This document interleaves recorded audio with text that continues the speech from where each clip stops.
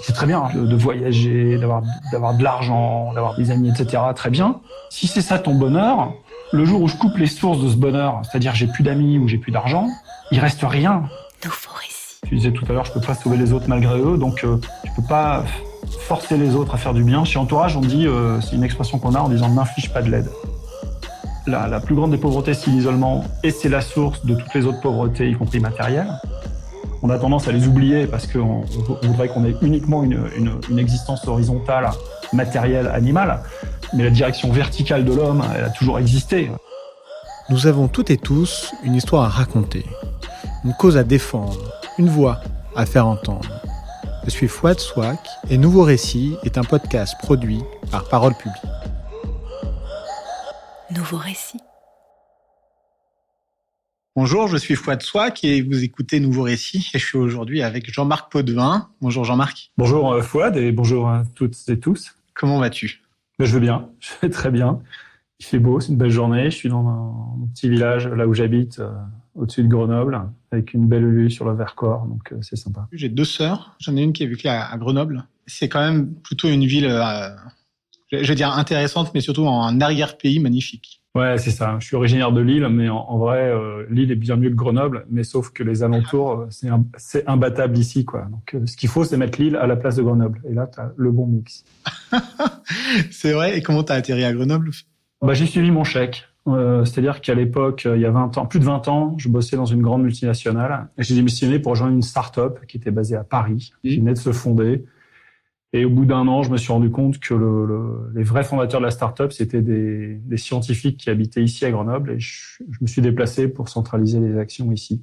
Donc, en 2000. D'accord, ok. Et c'était quelle boîte, quelle start-up ? Quel coût ? Je suis ingénieur et du coup, ma spécialité, c'est l'innovation tech. Et on était dans les années un peu folles d'Internet, dans les années 2000. Et donc, quel coût ? On avait on avait développé un comparateur de prix, ce qui était novateur à l'époque, qui s'est transformé en Product Search, donc un système pour radicalement transformer la façon dont on peut faire du commerce en ligne. Voilà. Et moi, j'étais le CTO de cette start-up. Qui a cartonné. Hein. Ouais, ça a cartonné. Est-ce que les générations de moins de 30 ans connaissent quel coût ? Alors, la boîte existe toujours. Hein, il y a toujours, 50 ou 100 collaborateurs. Donc, on a fait un truc durable. On n'a pas du tout, quel coût n'a pas aujourd'hui du tout la notoriété qu'il y avait à l'époque. En 2004, de mémoire, on faisait 30 millions d'utilisateurs uniques chaque mois sur toute l'Europe. Donc, c'est pas le cas aujourd'hui, donc je pense pas qu'ils connaissent, mais l'activité existe toujours, absolument. Ouais, c'était un des pionniers de la tech au début du XXIe siècle, en France. En fait, ouais, dans l'e-commerce notamment. C'est-à-dire que tout le monde avait prédit que l'Internet et le web, parce que l'Internet c'est vieux, mais le web était plus récent, que le web allait diminuer le nombre d'intermédiaires entre le consommateur et les producteurs, en disant, on va connecter des trucs en direct. Et nous, on a fait le pari inverse. C'est-à-dire, on a rajouté un intermédiaire qui s'intercalait entre les commerçants et les consommateurs pour permettre de comparer tous les prix d'un coup. Voilà, quel coup compare les prix d'un coup. Ouais. Et ça, c'était novateur et du coup, ça a pas mal marqué son temps. On a fait une des plus belles sorties de l'Internet en vendant la boîte à Yahoo, qui à l'époque était un peu le Google ou le Meta d'aujourd'hui, quoi. C'était le gros acteur dominant américain partout dans le monde. Ouais. Et donc, on a fait une très belle sortie en vendant près de 500 millions la start-up aux géants américains. Et on est devenu Yahoo Shopping, qu'on a déployé en Asie, en Amérique du Sud. Voilà. Ça, c'est la manière dont on te voit. Il y a plein de choses. C'est la manière dont on te voit, c'est la manière dont on te connaît. Ce que j'ai envie que l'on fasse, et c'est marrant parce que ça me pose déjà plein de questions. C'est évidemment que tu te présentes pour que les auditeurs puissent te connaître, même si en vérité, c'est une étape sur laquelle j'aimerais bien passer rapidement parce qu'il suffit d'aller sur Internet, on écrit Jean-Marc Potvin et puis on lit bien ce que l'on a envie de lire sur ton parcours. Néanmoins, ça me pose déjà 2 ou 3 questions. La première, c'est est-ce que quand on se présente, on est ce que l'on fait ou ce que l'on a fait, ou est-ce qu'il y a une meilleure présentation de soi que l'on peut faire ? Et donc, c'est la façon dont tu peux introduire un petit peu cet épisode. Et puis, la deuxième question, justement, sur quel coup ? qui était donc un petit peu à l'origine justement de cette grande vague technologique et d'appropriation du web. La question c'est, avec quel recul, comment vois-tu l'évolution des usages et de la manière dont on vit aujourd'hui avec Internet et avec le web, et à l'époque où tu as développé Quelcou? Alors, pour ta première question, ça me fait sourire parce que j'ai souvent dit, et je le pense sincèrement, que c'est un des pièges des entrepreneurs, c'est d'identifier leur vie à leur business ou à leur profession. On a tendance un petit peu tous à le faire. Je me présente, je suis directeur d'une banque, je suis professeur de médecine, je suis je sais pas quoi. Donc on a une vraie capacité, et c'est un habitus social, hein, à se présenter avec ce qu'on réalise professionnellement. Et du coup, moi, quand je me présente, j'ai pas une façon de me présenter. En fait, je me présente différemment suivant la personne que j'ai en face de moi, si c'est un cadre privé, si c'est un cadre associatif, si c'est un cadre professionnel. Pour me présenter, du coup, ici, c'est de dire aujourd'hui, ce que je fais, c'est que je suis entrepreneur social. C'est ce qui me caractérise parce que c'est la manière mon action principale aujourd'hui, elle est là. Je suis entrepreneur social en tant que fondateur d'une association qui s'appelle Entourage et qui vise à lutter contre la grande exclusion au moyen de la tech. C'est-à-dire qu'on a développé, pour simplifier, une appli mobile qui connecte des voisins avec et sans abri. Et donc, c'est un réseau social, vraiment social, qui est dirigé comme une start-up, mais non-for-profit. Donc, il n'y a pas de but de gagner de l'argent. D'abord, on en perd. Et voilà. Donc, pour me présenter, si je dois faire un podcast, je vais dire, je suis Jean-Marc Potvin, je suis le fondateur et président de l'association Entourage. Voilà. Eh bien, moi, j'ai un grand plaisir. J'ai une grande joie, c'est que je vais me marier cette année. Et donc, quand on se marie, on va à la mairie, on dépose un dossier et on demande systématiquement, et ça je crois que c'est pas que pour le mariage, mais c'est pour tous les actes administratifs, c'est la profession. Alors, on ne peut pas se définir autrement que la profession, parce que manifestement, ce qui nous caractérise, c'est bien la manière dont on gagne de l'argent. Si tu aimes faire du sport quotidiennement, tu peux pas marquer en fait que ce qui me caractérise, c'est ma passion. Ouais. Mais pourquoi on en est arrivé là? Vaut mieux pas trop m'embarquer sur le sujet des formulaires administratifs et des trucs qui se passent à la mairie. Enfin, c'est un truc qui est capable de me donner de l'énergie. C'est ça, quoi. Précisément ça. Ce qui fait d'ailleurs que sur ce genre de formulaire, moi, je réponds pas à ma profession, je mets ingénieur, quoi. Enfin, ce qui est nul. C'est juste un diplôme. C'est pareil, ça me caractérise pas non plus, quoi. Mais on est bien d'accord. Ouais. Et puis, je vois pas pourquoi ils viennent nous demander notre profession, quoi. En quoi ça les regarde? Enfin, il y a un côté de ces systèmes bureaucratiques qui est juste insupportable, qui est leur capacité à nous réduire, à nous priver de liberté les gens, à les enfermer dans des cases. C'était d'ailleurs une des grandes espérances du début de l'Internet, qui a été fait pas mal par des gens qui étaient épris de liberté, hein, qui est un espace non contrôlé par les États, non contrôlé par la bureaucratie administrative. En tout cas, ça se voulait comme tel au début.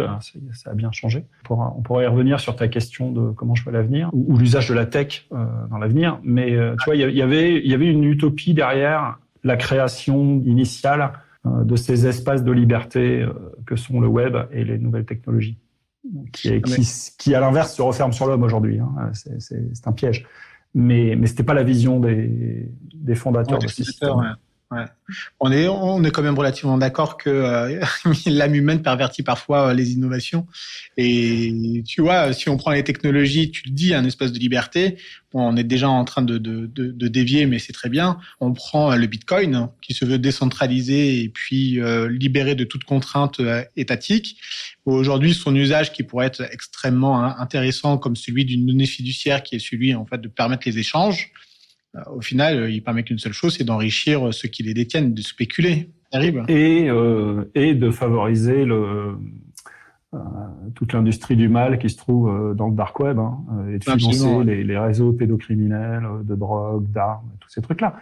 Donc bien sûr, ce qui pose le problème d'ailleurs de la liberté, c'est qu'est-ce qu'on en fait. Mais au-delà de la perversion de ces systèmes-là par l'âme humaine, qui existe, qui est réelle, il y a des gens qui ont mis la main sur Internet pour s'enrichir et se l'approprier d'une certaine manière.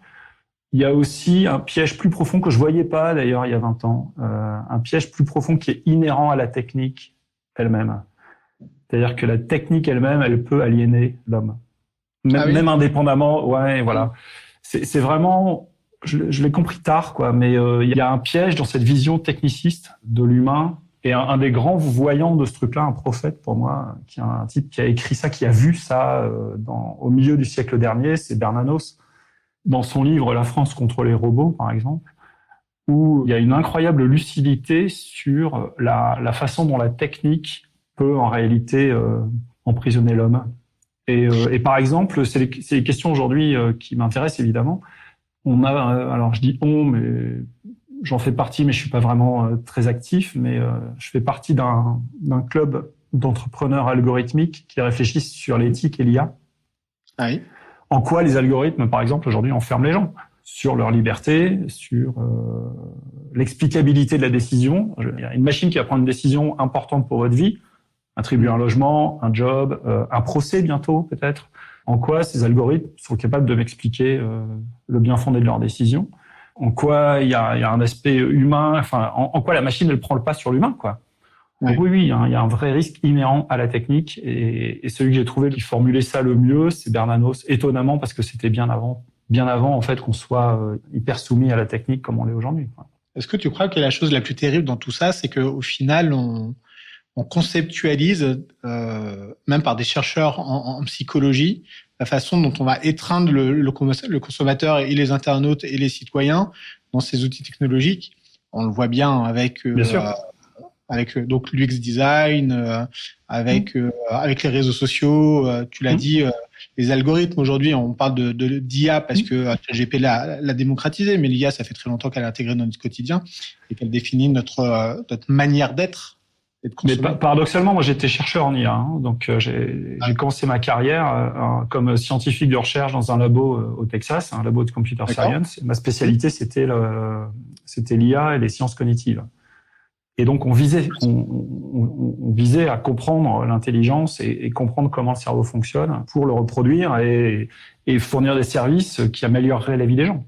Donc c'est compliqué de voir le problème éthique qui se cache derrière. Maintenant, pour revenir sur ton point sur l'usage par les concepteurs de ces systèmes des mécanismes de récompense du cerveau, parce que c'est ça en fait. Hein. Ouais. J'ai personnellement assisté, et ça m'a horrifié quand j'ai vu ça. Je suis parti pas longtemps après, pas à cause de ça, mais j'ai assisté à des réunions en Californie au sein de ce grand groupe qui avait racheté Quelco, où ils mettaient en place un réseau qui est une espèce de réseau social. C'était pas un réseau social, mais c'était un système, ce qu'on appelle user-generated content, dont les utilisateurs fournissent le contenu en fait. Où effectivement ils réfléchissaient à qu'est-ce qui fait que les gens vont s'engager pour aller mettre du contenu. Par exemple, qu'est-ce qui fait que tu vas t'engager pour aller remplir une page Wikipédia? Moi, j'écris des articles sur Wikipédia quand je peux, ou j'interviens. Qu'est-ce qui me pousse à le faire? Et évidemment, les concepteurs de ces systèmes, ils vont mettre en place des trucs pour pas te forcer, mais t'inciter à le faire. Et donc, ils vont jouer sur des mécanismes de récompense psychologique. Ouais. Et notamment, dans cette réunion, j'ai vu ce qu'ils appelaient un vanity engine en anglais, donc un moteur de vanité. Donc, en gros, les concepteurs sciemment, c'est du marketing et du produit, sciemment construisaient le système pour récompenser ma recherche de vanité, de vaine gloire, et donc ma gloriole, pour parler en français un peu plus cru. C'est-à-dire que le système va me récompenser en se croire que voilà, je suis célèbre, que je suis reconnu, que je suis réputé, que je suis quelqu'un de bien, etc. Et c'est conçu dans le système, c'est à l'intérieur. Si aujourd'hui je vais sur Twitter, moi je suis un utilisateur de Twitter, et que je dis un truc sur Twitter, évidemment je vais avoir tendance à aller regarder derrière si on m'a retweeté, si mon truc a du succès, enfin si je suis intéressant en vrai. Et ça, c'est un moteur de vanité qui a été activé sciemment par les gens qui font ces réseaux.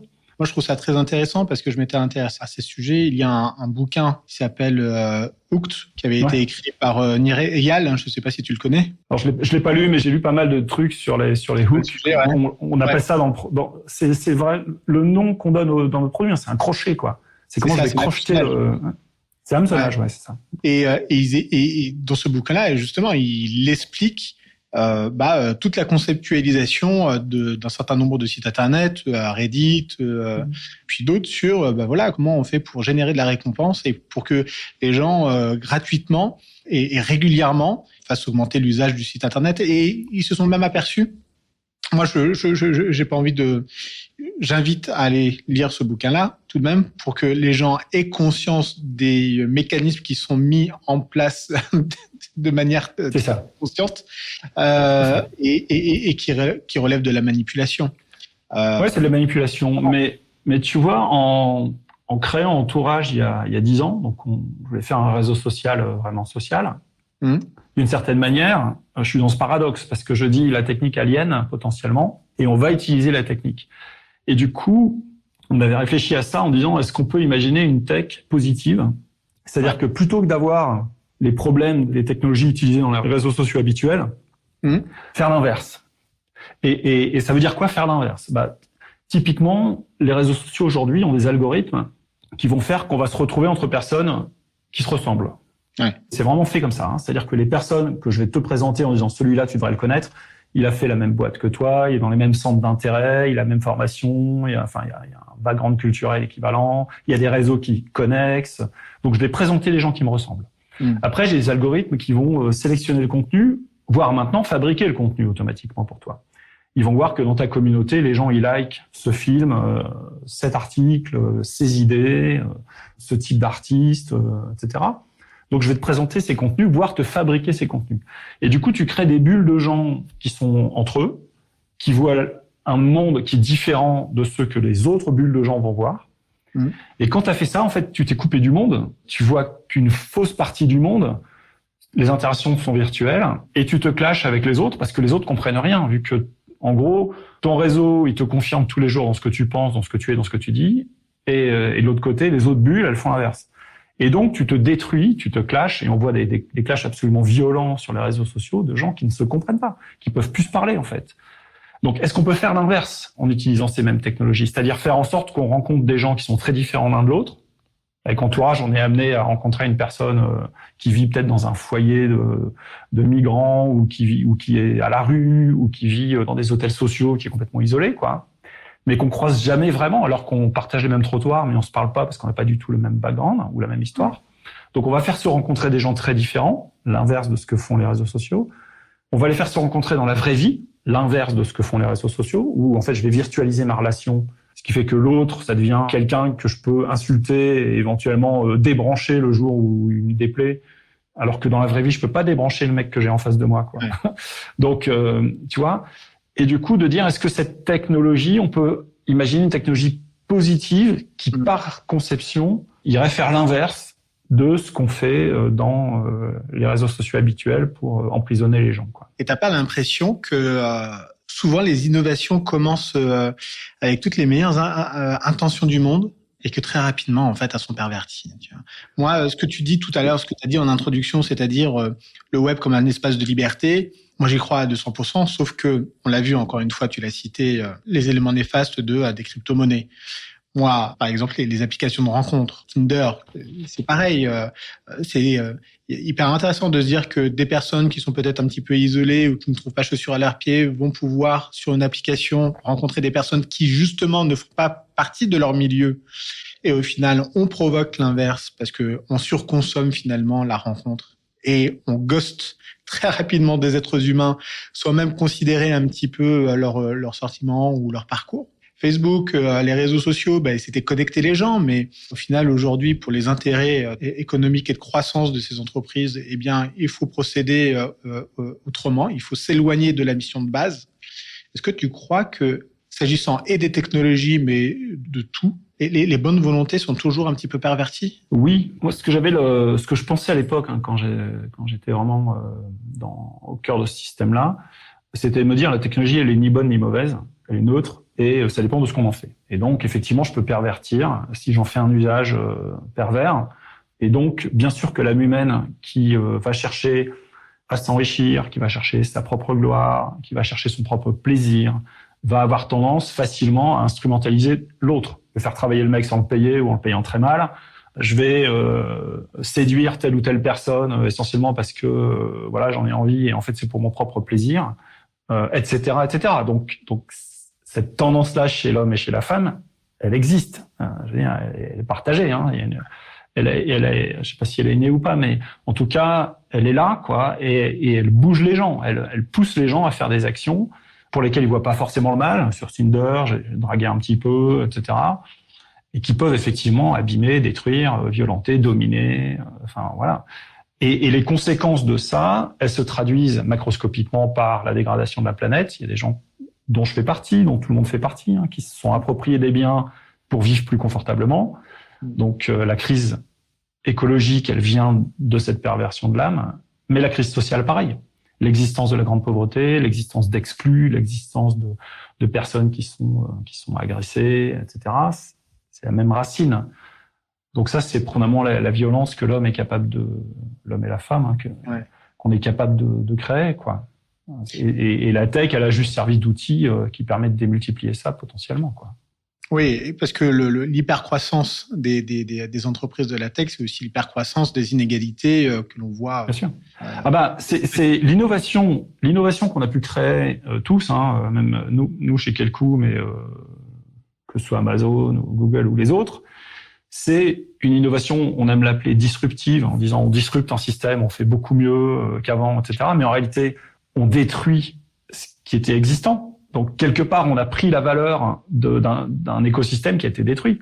Je veux dire, les gens qui fabriquaient des GPS avant, maintenant, avec les téléphones, il n'y a plus besoin d'un GPS, j'ai plus mon boulot, hein, etc. Donc, j'ai forcément détruit un existant pour en capter. Si Google, Microsoft ou Amazon sont si riches aujourd'hui, c'est bien ça qui s'est passé. Ils ont grossi sur la destruction, en fait, d'autres écosystèmes. Il y a une destruction d'écosystèmes au profit d'un système qui est mieux foutu, qui est mieux pensé, ce qui fait qu'ils gagnent parce que les gens vont là parce que du coup ça va être moins cher, ça va être plus pratique. Mais il y a des destructions terribles à côté, quoi. Oui, c'est ça qui est super intéressant et dans le monde qui est en train de se construire ou qui fonctionne de toute façon de manière inhérente de cette manière. On le voit avec ChatGPT, avec les IA génératives. On sait très bien que c'est la mort des traducteurs. Aujourd'hui, on a envie de communiquer avec le monde entier en chinois, en latin ou en arabe ou en brésilien. C'est extrêmement facile avec ChatGPT d'avoir son texte traduit et pour rien. Donc, il y a toute une profession qui est en train de disparaître, si elle n'a pas déjà disparu. Néanmoins, et c'est là où j'ai envie de t'amener, ça apporte un service. Et c'est ça qui est terrible. Ça veut dire que ça répond à un besoin d'immédiateté, de qualité et aussi de réduction des coûts. Moi, ça facilite mon quotidien. C'est ça la vocation d'un produit et d'un service, c'est d'apporter du mieux. Mais bien sûr, moi, je suis en lien là assez personnel avec une personne qui est un primo arrivant en France, qui fuit les persécutions d'un régime communiste en Afrique. Donc, sa famille était vraiment persécutée, son père a disparu, lui-même est menacé de mort. Donc il se cache, il est à la rue ici, en France. Mais son outil le plus précieux, c'est son smartphone et son traducteur. Hein, parce qu'il parle pas la langue, comment il se débrouille face aux administrations, aux associations, aux forces de l'ordre, à je sais pas qui, enfin, tous les jours de la vie. Donc bien sûr que ça rend des services incroyables. En tout cas, sur cette catégorie de primo-arrivants, le smartphone, c'est l'outil essentiel. Facebook, on le critique, mais ça leur permet de rester en lien avec leur famille, quoi. Il y a les outils de traduction. Je peux stocker dans le cloud mes photos, mes papiers d'identité, mes scans. Donc même si je dors à la rue et qu'on me vole mes affaires, comme ça arrive tout le temps, avant, j'avais plus de papier, je pleure. Aujourd'hui, j'ai un scan, j'ai gardé quelques photos auxquelles je tiens. Enfin, donc ça rend d'immenses services. On avait avec Entourage organisé un colloque avec à la fois Orange qui pouvait être là, mais aussi des chercheurs en sciences sociales et notamment une chercheuse de Rennes qui a fait son doctorat sur l'usage du numérique par les personnes SDF. Et on avait démontré en faisant témoigner des personnes SDF que le principal frein à l'usage du numérique dans ce secteur-là, c'était plutôt celui des travailleurs sociaux que celui des personnes vraiment en grande exclusion. Je dis pas que tous sont lettrés au niveau numérique. Hein. Il y a une question sur le numérique. Mais on a fait témoigner un type qui dormait dans sa tente et qui expliquait, moi j'ai le Wi-Fi dans ma tente. Parce que il y a le restaurant à côté qui m'ouvre ils savent que je suis là, ils me connaissent, de temps en temps ils me filent un sandwich. Ils m'ont ouvert leur réseau Et évidemment, le gars, il est tout seul, personne ne lui parle. Et qu'est-ce qu'il fait ? Il a sa tablette et il a une porte ouverte sur le monde avec sa tablette. Alors parfois, c'est pour s'abrutir, pour aller regarder du porno ou du sport. Parfois, c'est pour s'instruire, pour rester en lien, pour communiquer. Donc oui, il y a un usage du numérique par ces personnes-là, bien sûr. Et Entourage le prouve. Hein. On a ce que j'allais dire. On a des dizaines de milliers de personnes SDF qui sont dans le réseau Entourage, qui est une communauté d'entraide en fait, et de rencontres. Et 50% d'entre eux, quand on mesure un petit peu, quand on va leur parler, 50% d'entre eux sont suivis par aucune autre association. En tout cas, c'est du déclaratif. Donc, ils nous déclarent qu'ils sont suivis par aucun travailleur social ou aucune autre asso. Ça veut dire qu'on touche par le numérique. On a embarqué des gens qui sont hors circuit complet, quoi. Ça veut dire qu'ils le sont vraiment. Encore une fois, c'est déclaratif. Ouais. Mais ne serait-ce qu'ils sont forcément touchés par les maraudes, forcément pas. Mais en tout cas, ils ont ce sentiment de pas l'être. Et c'est des gars qui ont pu taper sur Google Solidarité, qui ont vu Entourage, qui se sont dit tiens, une appli, ils se sont connectés dessus. On les a invités à une soirée de convivialité autour de chez eux, ou bien une partie de molki solidaire, ou je sais pas quoi, ou un petit déjeuner, ou une soirée jeu de cartes. Qui sont venus et ils ont rencontré des gens. Et au départ, ils ont téléchargé l'appli en disant je vais peut-être trouver un peu d'aide. Et puis très vite, ils ont trouvé des amis, quoi. Mais ils ont été hameçonnés, entre guillemets, par le numérique. C'est pas un hameçonnage, on n'a pas dit tiens, on va les piéger, quoi. Mais on a été les chercher là, quoi. C'est incroyable parce que tu sais très bien que l'un des sujets du numérique, c'est évidemment aussi celui de l'exclusion de ceux qui n'y ont pas accès. Donc, quand on entend parler d'entourage. Ouais, mais attention, parce que déjà, je voudrais mettre un bémol là-dessus. La réalité, c'est que c'est pas tellement l'accès au web qui pose le problème. Le problème, c'est que va te créer, par exemple, une identité numérique sur France Connect et sur La Poste. Avec un bac+5, un passeport, une bonne caméra, tu pleures. C'est-à-dire que la procédure qui est derrière, elle est tellement incompréhensible, complexe, avec des doubles authentifications, des machins, des trucs, que tu t'y perds toi. Ouais. C'est-à-dire que c'est pas tant est-ce que je sais accéder à un navigateur Internet, que c'est quoi la logique de cette procédure qu'ils sont en train de me faire, les papiers qu'il faut que je leur prouve. Et à la fin de la procédure, il y a toutes les chances que j'ai eu ça l'autre jour, il fallait que je refasse faire mon passeport. Super, je peux tout faire en ligne, je fais le truc en ligne. Tu signes en ligne, et à la fin ils disent mais tu vas prendre rendez-vous maintenant avec la mairie pour aller signer devant eux. J'ai fait quoi? Mais pourquoi je viens de faire 1 heure pour rien si je dois aller faire la queue à la mairie, quoi? Donc ce qui est complexe, c'est en fait, ils ont juste pris leur usine à gaz administrative habituelle et ils l'ont mise sur Internet.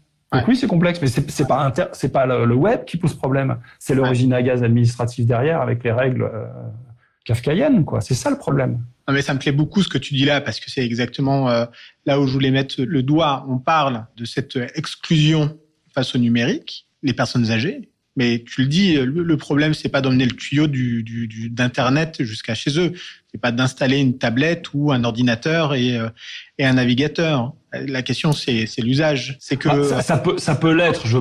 Pardon, je te coupe, mais tu vois, ça peut l'être dans un certain nombre de cas, mais c'est pas le seul problème. Mais quand et tu l'as bien dit, j'ai travaillé dans les Côtes-d'Armor, au département des Côtes-d'Armor, à assez haut niveau. Et donc, j'ai pu voir un certain nombre de transformations par rapport au service public, et notamment en se disant tiens, Internet, le web, ça va faciliter justement les démarches avec les usagers et le public.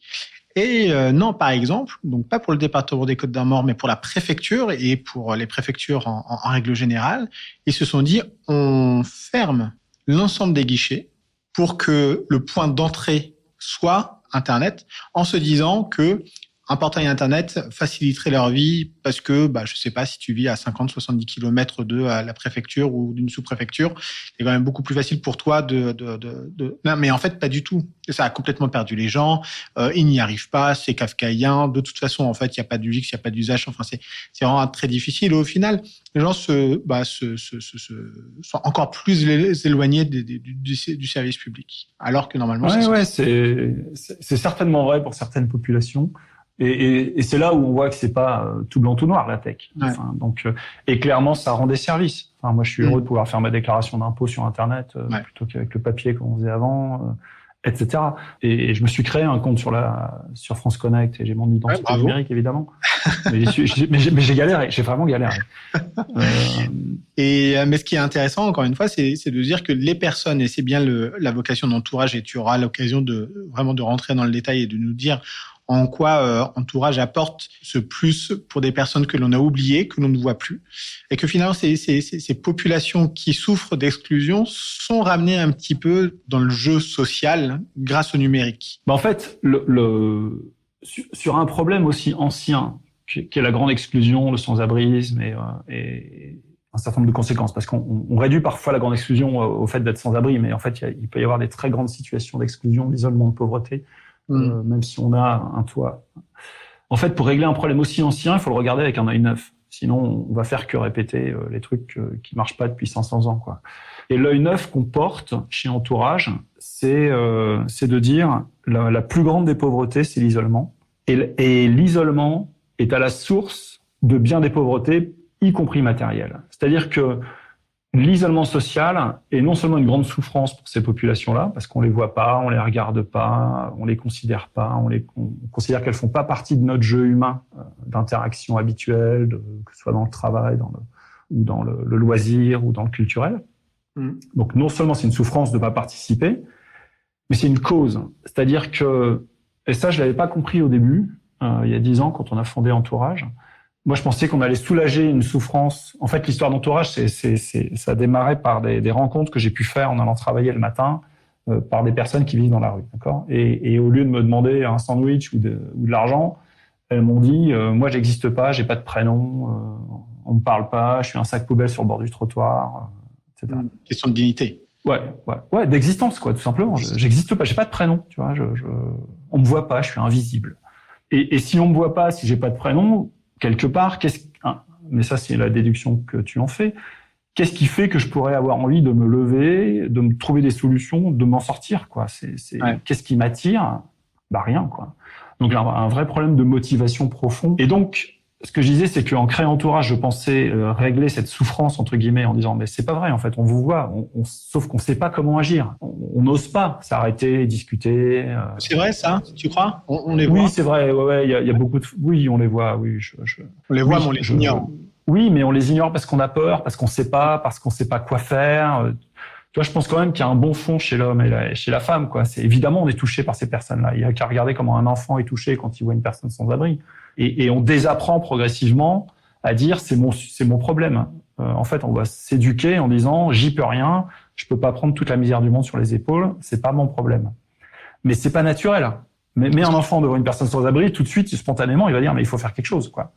Est-ce que tu crois que parfois, quand on les voit, on a aussi peur de se retrouver dans cette situation-là? Oui, il y a des peurs internes, il y a des peurs de se dire aussi cette personne est peut-être en situation de désespoir, elle va s'accrocher à moi comme une bouée et je vais couler avec elle ou je vais pas pouvoir m'en sortir. Enfin, il y a plein de choses qui se passent dans la tête de type peur, de renvoi à sa propre pauvreté, etc. Toujours est-il que donc entre cette compréhension que j'avais au départ de dire on va soulager une souffrance qui est celle de pas exister, donc et de dire aux voisins allons à leur rencontre, créons des liens d'amitié et parlons-leur et faisons vraiment connaissance, ça c'est ce que fait Entourage. Et aujourd'hui, je comprends différemment ce qu'on fait, c'est-à-dire que en fait, il y a autant d'histoires que de personnes en situation de rue, donc les causes d'arriver à la rue, elles sont diverses. Par contre, il y a des constantes, c'est toujours multifactoriel, il y a toujours plusieurs accidents de la vie qui vont s'accumuler. C'est pas juste un divorce ou l'alcoolisme ou la perte d'un job ou je sais pas quoi. On va cumuler. Et deuxièmement, il y a toujours une brisure de la relation à l'autre. Et très souvent à l'intime de la personne. Les enfants qui sont à l'aide sociale à l'enfance, qui sont supposés être protégés dans des familles d'accueil ou dans des foyers, s'ils sont violentés par un éducateur, y compris sexuellement, au moment où cet enfant se construit, c'est-à-dire que la personne qui devrait m'éduquer, me protéger, me faire grandir, en fait, à un moment donné, me détruit, me trahit, me fait du mal. Des divorces violents, où il y a des violences intraconjugales, où les personnes sortent complètement démolies. Et donc, si j'ai une brisure de la relation à l'autre, je crois plus en l'autre, il va me trahir, il va me faire du mal. Je crois plus en moi-même. Donc, j'ai perdu toute confiance et aux autres et en moi-même. Et je m'effondre. Et c'est là où, quand je disais la pauvreté, la plus grande des pauvretés, c'est l'isolement, et c'est la source de toutes les autres pauvretés, y compris matérielles, c'est que quand j'ai dans la tête ce schéma dans lequel l'autre est potentiellement agressif et va me faire du mal, et d'ailleurs il va le faire parce que je vaux rien vu qu'on m'a agressé, donc je vaux rien, je peux pas m'en sortir face aux accidents de la vie. J'ai pas le ressort, j'ai pas la psychologie pour m'en sortir, j'ai pas l'aide des autres. Et c'est là où Entourage a vraiment sa spécificité, c'est de dire, si le lien social a brisé ces personnes, peut-être que le lien social peut rétablir, guérir cette blessure. Et c'est très complémentaire à tout le travail associatif fait sur le logement, sur la nourriture, sur les habits, sur les soins, qui sont essentiels, mais qui s'adressent à la personne animale, quelque part, au bien-être physique. J'ai besoin d'un toit, oui, j'ai besoin d'un toit, j'ai besoin d'un chauffage, j'ai besoin d'une sécurité.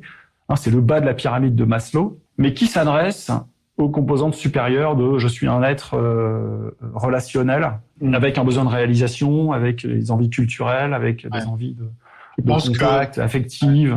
Tu penses que la reconnaissance est peut-être un peu trop haut sur la pyramide et qu'il faudrait peut-être la baisser un petit peu? Voilà, le travail que fait le gros du secteur social, c'est sur les couches 1 et 2 de la pyramide de Maslow. Alors qu'Entourage, et c'est pour ça qu'on est, quelque part, on est complémentaires à ce travail. Nous, on vise, grâce aux voisins, en bougeant les voisins, de remettre la personne dans une dynamique relationnelle positive. Et l'erreur, et d'ailleurs, ATD Carmonde l'a démontré, ils ont fait ce qu'ils appellent une université ils font de la science-action, en fait, avec des personnes en grande pauvreté, qui ont étudié cette pyramide de Maslow et qui ont dit, mais c'est n'importe quoi. En fait, c'est pas une pyramide.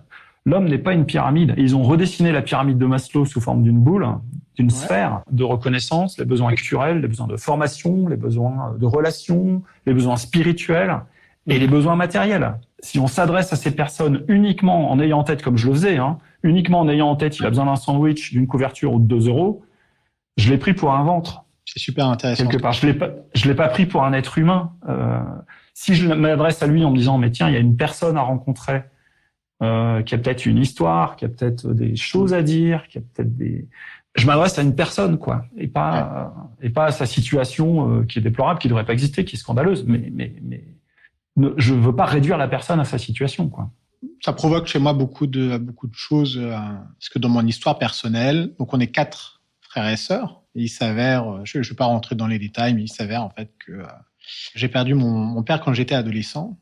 Mon petit frère était vraiment petit. Et il nous a vu partir pour nos études. Il s'est retrouvé tout seul avec une mère qui a pu faire ce qu'elle a pu dans ce genre de situation-là. Et on voit les difficultés dans lesquelles il s'est mis parce que effectivement, il a peut-être considéré que des choses de la vie, des parcours naturels de la vie, s'étaient traduits chez lui comme une forme de trahison. Ouais, trahison, abandon. Abandon, ouais, absolument. Ouais. En plus du traumatisme en fait qu'il a vécu avec. Mais qui peut être vécu aussi comme un abandon, même si c'est pas une volonté du père, mais. Ouais, absolument. C'est une trahison de la vie, quoi. Je me suis beaucoup interrogé, donc on est là, on l'aide, on l'entoure. Il y a des frères et sœurs, il y a des parents, il y a une famille, tu vois. Et malgré tout, il se sent seul. Et peu importe la manière dont on essaie de lui venir en aide. Parce que cette aide aussi vient de nous, c'est peut-être pas la réponse qu'il attend. Je connais pas ta situation particulière, mais ce qui est certain, c'est que le fait de l'entourer par sa famille, par ses propres frères et sœurs, c'est essentiel. Donc, en fait, si j'élargis un petit peu le cercle de notre conversation, en France aujourd'hui, on a 10%, donc on parle de plus de 6 millions de personnes, 10% de la population qui est complètement seule. C'est-à-dire qu'il y a moins de 3 conversations par an. Alors, je dis pas, bonjour, je voudrais du pain, une conversation comme on peut avoir là aujourd'hui. C'est le principal problème aujourd'hui du pays. C'est une étude qui est faite par le CREDOC, qui est publiée tous les ans quasiment, qui est réactualisée tous les ans par la Fondation de France, qu'on trouve sur Internet, vous pourrez aller regarder, qui analyse l'état de l'isolement ou du sentiment d'isolement, de solitude en France. Il faut savoir que l'Angleterre, il y a quelques années, a créé un ministère de la solitude. La France réfléchit à le faire. Ouais. Et sur ces plus de 6 millions de personnes, pourquoi est-ce qu'elles ont 0 lien? Parce qu'on a tous dans la vie 6 à 7 réseaux affinitaires. Donc le premier dont tu parlais, qui est la famille, le deuxième qui va être les voisins, le troisième qui va être mon entreprise, le quatrième qui va être mon club de sport, mon associatif, les copains universitaires, les copains de vacances, et puis la paroisse ou la mosquée, d'accord, ou la synagogue, grosso modo. Ces personnes ont zéro réseau. Et le pire, c'est que si tu regardes sur les 10% au-dessus, les 10% au-dessus, il leur reste un réseau affinitaire dans lequel ils existent encore en tant qu'être social. Donc fragile. Si ce dernier réseau, c'est la famille et que le père vient à mourir et qu'il n'y a plus personne, ou si ce dernier réseau, c'est l'entreprise et que le mec est viré, je bascule et j'augmente. Et du coup, ces chiffres augmentent. Hein. C'est suivi tous les ans par la Fondation de France. Donc on a en France, aujourd'hui, et en tout cas globalement dans l'Occident, le principal problème, c'est cet isolement de gens qui sont laissés en dehors du jeu, qui sont sans réseau, qui ont plus de ce que j'appelle de corps sociaux auxquels ils appartiennent. Et ça grossit. Et c'est terrible parce que l'homme est un animal social, fondamentalement. Et lorsqu'on le prive de relations sociales, en fait, il meurt, quoi. Enfin, à l'intérieur de lui, par plein de mécanismes. Et du coup, la racine de ça, c'est l'individualisme, hein, qui est promu partout, qui est encouragé. On est formé à ça dans les universités, à réussir par soi-même, à être performant, à une espèce de compétition avec les autres. Et cet individualisme qui monte et qui progresse, il tire ses racines assez lointaines. Hein. Ça vient des Lumières quelque part. Hein. Ça vient de la mauvaise conception qu'ont les Lumières de la liberté humaine. Et donc cet individualisme progresse. Les droits individuels progressent au détriment du droit collectif. Et au plus je vais vers ces droits individuels, plus je crée d'individualisme, au plus les gens qui ne peuvent plus jouer le jeu social sont laissés sur le côté. Et là, la ruralité isole, on voit le suicide des paysans. La vieillesse isole. Il y a plus de 500 000 personnes en France qui sont dites en mort sociale, c'est-à-dire même plus capables de recréer du lien. Le handicap isole, voilà, etc., etc.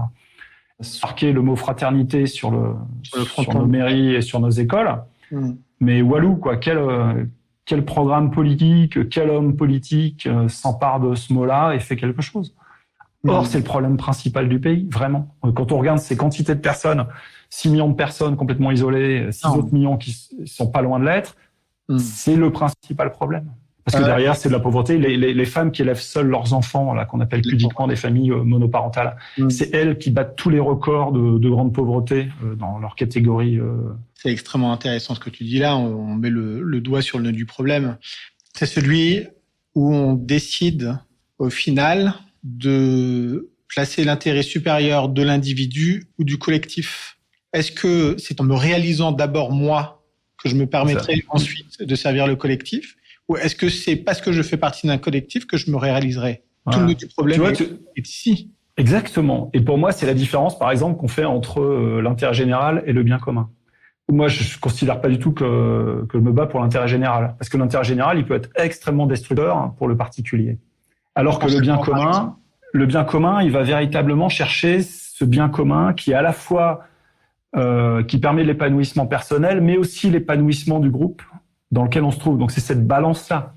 Et aujourd'hui, on a mis le curseur sur les droits individuels, clairement, et de plus en plus. Et je revendique ce droit parce que c'est moi et ça prive personne, donc faites pas chier, donnez-moi ce droit que je réclame. Et j'ai annihilé à peu près tous les corps sociaux intermédiaires.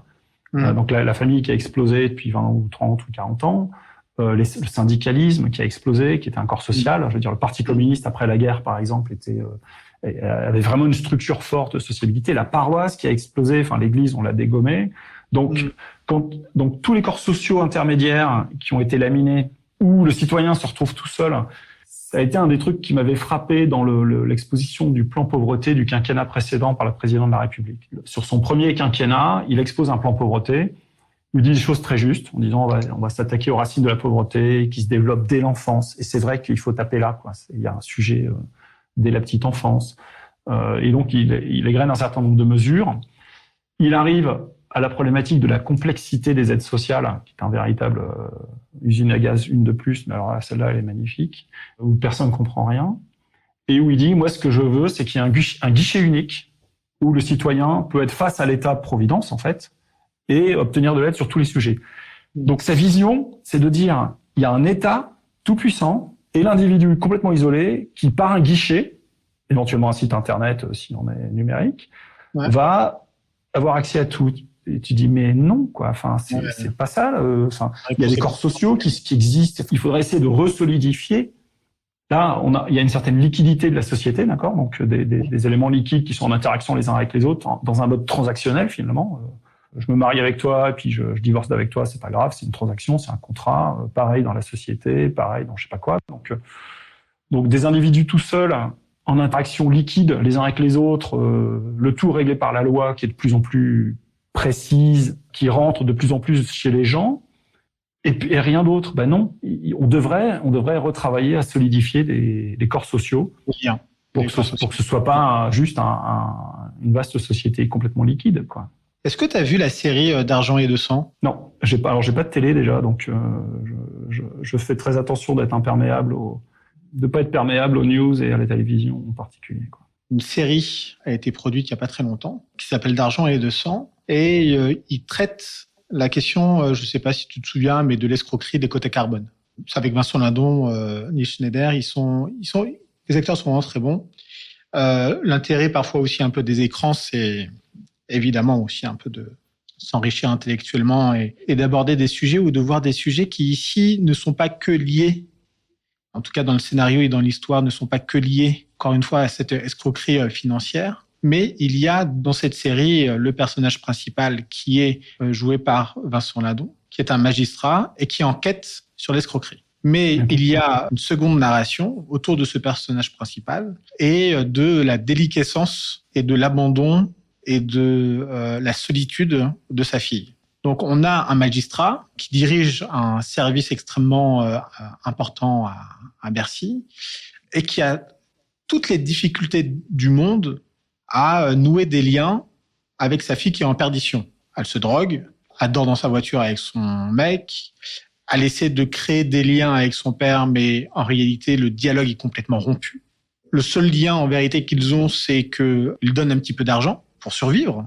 Et je crois que dans cette série-là, c'est vraiment un sujet extrêmement important où on voit que même les questions de solitude, même les questions de déshérence sociale et psychologique peuvent toucher toutes les strates de la société. Et à un moment donné, et j'en viens à ma question, Vincent Lindon dit on ne peut pas sauver les gens malgré eux. Ils doivent d'abord, la résilience doit d'abord provenir de celles et ceux qui sont justement exclus. C'est quoi ton opinion sur ce sujet-là ? Déjà, je souris parce que, pardon pour cette référence, mais je me suis converti le 1er mai 2008 en rencontrant le Christ lors d'une expérience mystique assez dingue. Et donc je referme cette parenthèse, c'est juste pour le contexte. Et quand tu dis on peut pas sauver les gens malgré eux, je vois le Christ en croix, quoi, qui est venu sauver les hommes et qui dit putain je peux rien pour eux, quoi. Enfin pardonne-leur, ils savent pas ce qu'ils font, mais moi je suis venu pour sauver les hommes et ils en veulent pas.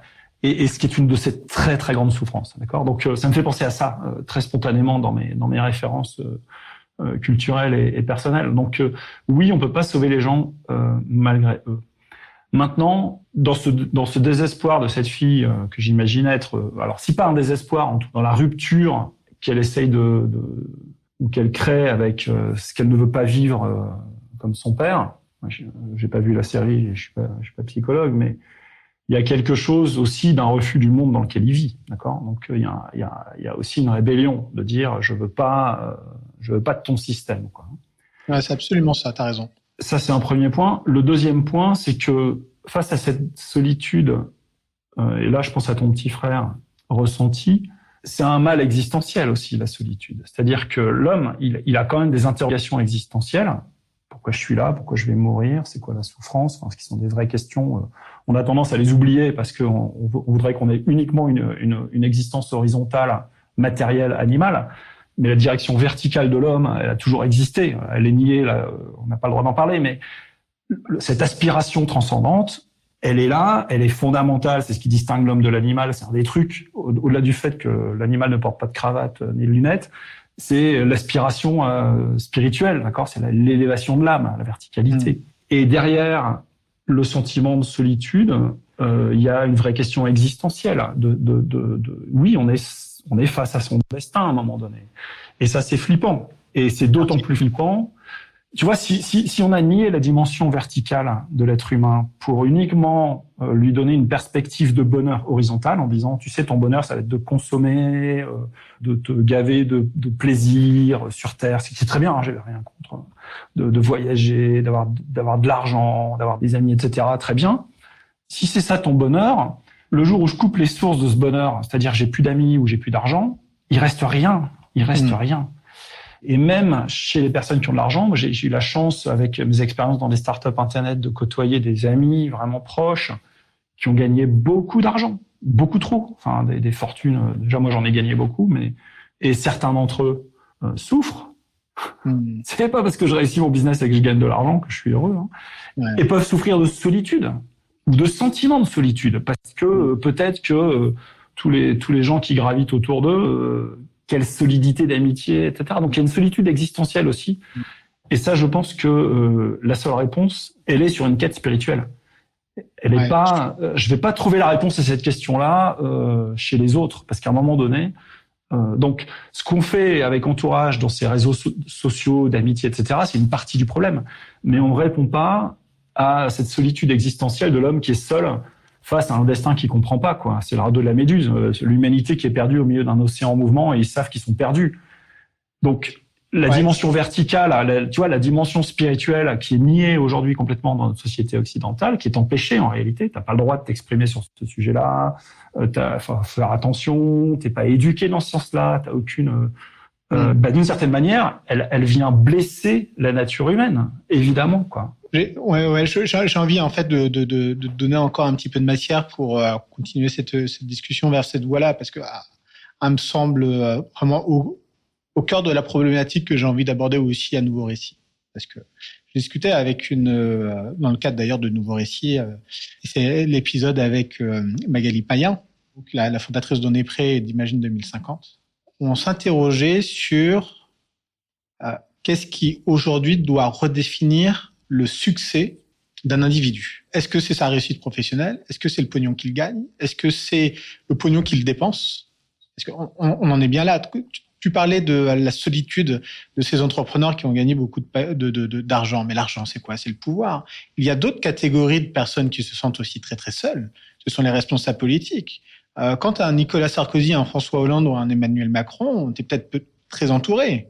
Tu es aussi très seul. Quand tu as une entreprise à succès, qu'elle s'effondre, qui est là pour te retenir? Qui est là pour être à tes côtés parce que tu n'y trouves plus d'intérêt?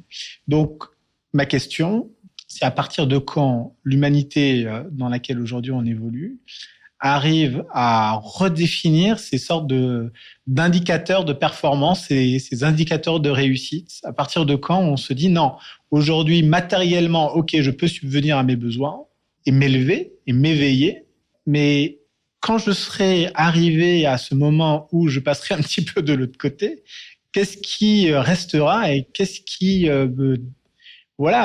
me fera prendre conscience que j'ai bien fait de mener la vie que j'ai menée? Tu vois, je pense que très radicalement, la réponse à ta question, c'est que la question est mal posée.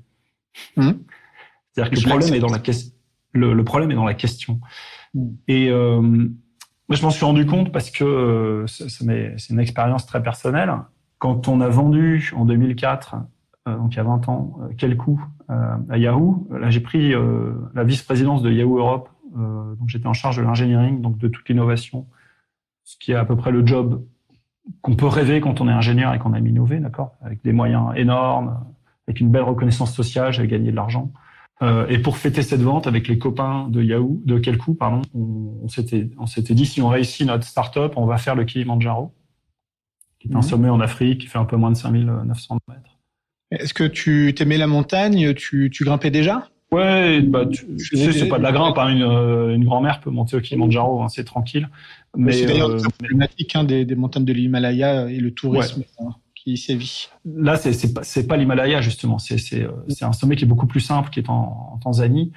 Et oui, j'aime la montagne. J'habite ici à Grenoble et je suis pas un très grand montagnard, mais je suis. Enfin bref. Et donc on monte au Kili. Et le 3e jour de marche, on est à 4000 mètres d'altitude. On dort dans des petites tentes 2 par 2. Il fait moins 15 degrés dehors. Et là, je peux pas m'endormir parce que dès que je m'allonge, je tousse et je m'étouffe. Je suis obligé de rester assis. Et je comprends, parce que je connais le truc, je comprends que je fais un œdème pulmonaire d'altitude. C'est-à-dire que à cause de la très basse pression, on a du mal à respirer à 4000. La pression de l'eau, du sang de mon corps remplit de liquide les poumons. Au lieu que ce soit l'air qui passe dans le sang, en gros, c'est le liquide qui passe dans les poumons. Et donc, tes poumons se remplissent d'eau. Et comme en plus, tu marches pour monter, enfin là, c'était la nuit, mais tu fais un effort, le cœur ne peut plus pomper de sang dans la veine pulmonaire et tu meurs d'un arrêt cardiaque assez vite. Et donc, je comprends que je fais un œdème pulmonaire. C'est la nuit, je peux pas dormir. Je réveille mon voisin. Il y a qu'une solution, faut descendre. Faut retrouver de la pression ou alors avoir des caissons hyperbares, mais on n'avait pas de caissons hyperbares. Et donc, je réveille mon voisin, Ono, qui était le directeur de Kelkou Hollande. Et je lui dis, écoute, je suis en train de faire un œdème pulmonaire, faut me descendre. S'il te plaît, va chercher le guide. Et le guide vient, il me dit, je peux pas vous descendre là. Il fait moins 15. Il n'y a pas de chemin pour descendre. Il faudrait remarcher en arrière plusieurs heures. On fait pas ça la nuit. Bonne chance. On se revoit peut-être demain, quoi. Enfin, ou pas. Et donc, je reste une nuit blanche à méditer sur ta question, en fait. Tu vois, je vais mourir maintenant. Je peux pas appeler ma femme, mes enfants, les 4 filles. Je peux pas leur dire que je les aime. Je peux pas, enfin, qu'est-ce que j'ai fait de ma vie? Je viens d'avoir du succès professionnel. Ça te faisait quel âge, à cette époque? 2004, je suis né en 65, tu vois, donc 40 ans. Ça s'appelle la crise des 40 ans, d'ailleurs. C'est le début de ma crise des 40 ans. Et c'est qu'est-ce que j'ai fait de ma vie? Et en fait, la conclusion, c'était pas fameux. C'est-à-dire que j'avais pas vraiment peur de mourir. Enfin, j'étais pas croyant à l'époque, mais voilà, quoi. Mais c'était de me dire, mais tout ça est inutile, en fait. Tout ce que j'ai fait là, à quoi ça sert? À quoi ça sert? Ça peut être désespérant. J'ai souvenir de ce riche industriel italien qui, sur son lit de mort, disait « Mais je peux pas mourir, je suis l'homme le plus riche d'Italie, je peux pas mourir. » Voilà, ce qui est pitoyable. Mais et la question, c'est ça, c'est de dire, mais d'une part, qu'est-ce qui fait que le jour où je serai sur mon lit de mort, je pourrais être en paix, en fait? Et est-ce que la question dépend du succès que j'ai eu? Pas tellement de la définition du succès, parce que est-ce que le but du jeu, c'est d'être performant et c'est d'avoir du succès? Il y a une dignité beaucoup plus radicale chez l'homme, qui est une bonne vie. D'abord, je pourrais très bien planter ce que je fais là, même avec Entourage, par exemple. Entourage, c'est super, mais imaginons que ça marche pas. Est-ce que ça veut dire que je vaux rien ou que j'ai raté ma vie? Pas du tout. Donc en fait, je pense que la question, elle est mal posée et que viser le succès est probablement le problème. En fait, tu vois. Alors qu'on devrait viser l'amour. On devrait viser, et l'amour, c'est quoi? C'est le don de soi. Et les gens le disent d'ailleurs. Quand il y a des études qui ont été menées, alors j'ai une mauvaise mémoire, je vais pas pouvoir te la citer celle-là, mais par des infirmières qui s'occupent des fins de vie qui étaient aux États-Unis et où c'est des moments où on est en vérité quand même. Et donc poser des questions à leurs patients ou discuter avec leurs patients et les regrets qu'ont les patients, quelles que soient leurs histoires, c'est j'ai pas suffisamment passé de temps avec les miens, j'ai pas suffisamment aimé. Enfin, c'est l'amour, le truc de base de l'humain, qui fait qu'on est là et qui fait qu'on peut contrebalancer le côté pervers de l'âme humaine dont on a parlé au début. C'est ça le truc. Et je parle pas de Tinder, je parle pas du détournement du mot amour qu'on utilise depuis quelques dizaines d'années. C'est pas de ça dont je parle. Je parle pas de l'amour de mai 68. Faites l'amour, aimez-vous les uns sur les autres. Je parle pas de ça. Je parle de l'amour, du don de soi, quoi, de comment je suis capable de donner ma vie pour l'autre. Je l'aime tellement que je peux donner ma vie pour lui. Voilà, le sacrifice. Mais je crois savoir en fait, que tu as des enfants. Ouais, j'ai 4 enfants. J'ai même 2 petits-enfants. Je suis grand-père. T'es grand-père, c'est génial. Donc, quand tu as rejoint Kelkou, tu étais déjà papa? Ah oui, j'avais 4 filles. Ouais, bien sûr. Et alors, comment j'ai rencontré ma femme quand j'avais 14 ans à l'école. On était c'est vrai l'un de l'autre. Enfin, moi, j'avais 14 ans, elle 15 ans. Elle était plus vieille que moi. Ouais, elle était plus vieille. Mais comment tu as géré Kelkou et ta disponibilité à ta famille? En étant pas disponible à ma famille et en laissant. Et c'est ça ton regret sans m'en occuper. J'ai pas de regret, mais je me rends compte que je suis tombé dans ce piège de la recherche du succès, de la recherche de la performance, de la recherche de la vaine gloire, de la recherche de la richesse. Je suis tombé dans tous ces pièges-là. C'est pour ça que j'en parle assez bien aujourd'hui. suffisamment pour savoir que c'est un piège, que cette question de la recherche du succès est un piège. Et j'ai été un père dans l'avion très absent, quoi. Donc, on m'entend très bien avec mes filles, elles s'en sont très bien sorties, donc tout va bien, mais c'est sans doute grâce à ma femme. Si on fait un peu de dystopie, Jean-Marc, tu prends Jean-Marc avec tout son parcours spirituel et intérieur en 2024, et tu te remets dans la peau de celui qui prend la tête technique, mais de quel coup qu'est-ce que tu changes, qu'est-ce que tu fais différemment, qu'est-ce que tu déjà, est-ce que en plus tu t'embarques dans cette aventure-là, qu'est-ce que tu fais différemment, explique-moi un peu avec ton bagage d'aujourd'hui comment tu aurais vécu cette période-là pour te dire au final je concilie un petit peu à la fois parce qu'on a aussi des aspirations de réalisation personnelle au-delà du succès, tu vois. Qu'est-ce que tu ferais différemment ? C'est pas possible de faire cet exercice mental parce que ce que je suis aujourd'hui, je le suis aussi grâce à ces expériences. Tu vois, grâce à ces échecs quelque part déguisés en succès, parce que pour le monde, c'est un succès. Alors attends, Jean-Marc, je vais changer ma question parce que je suis d'accord avec toi, c'est un exercice, j'allais dire difficile, mais peut-être impossible.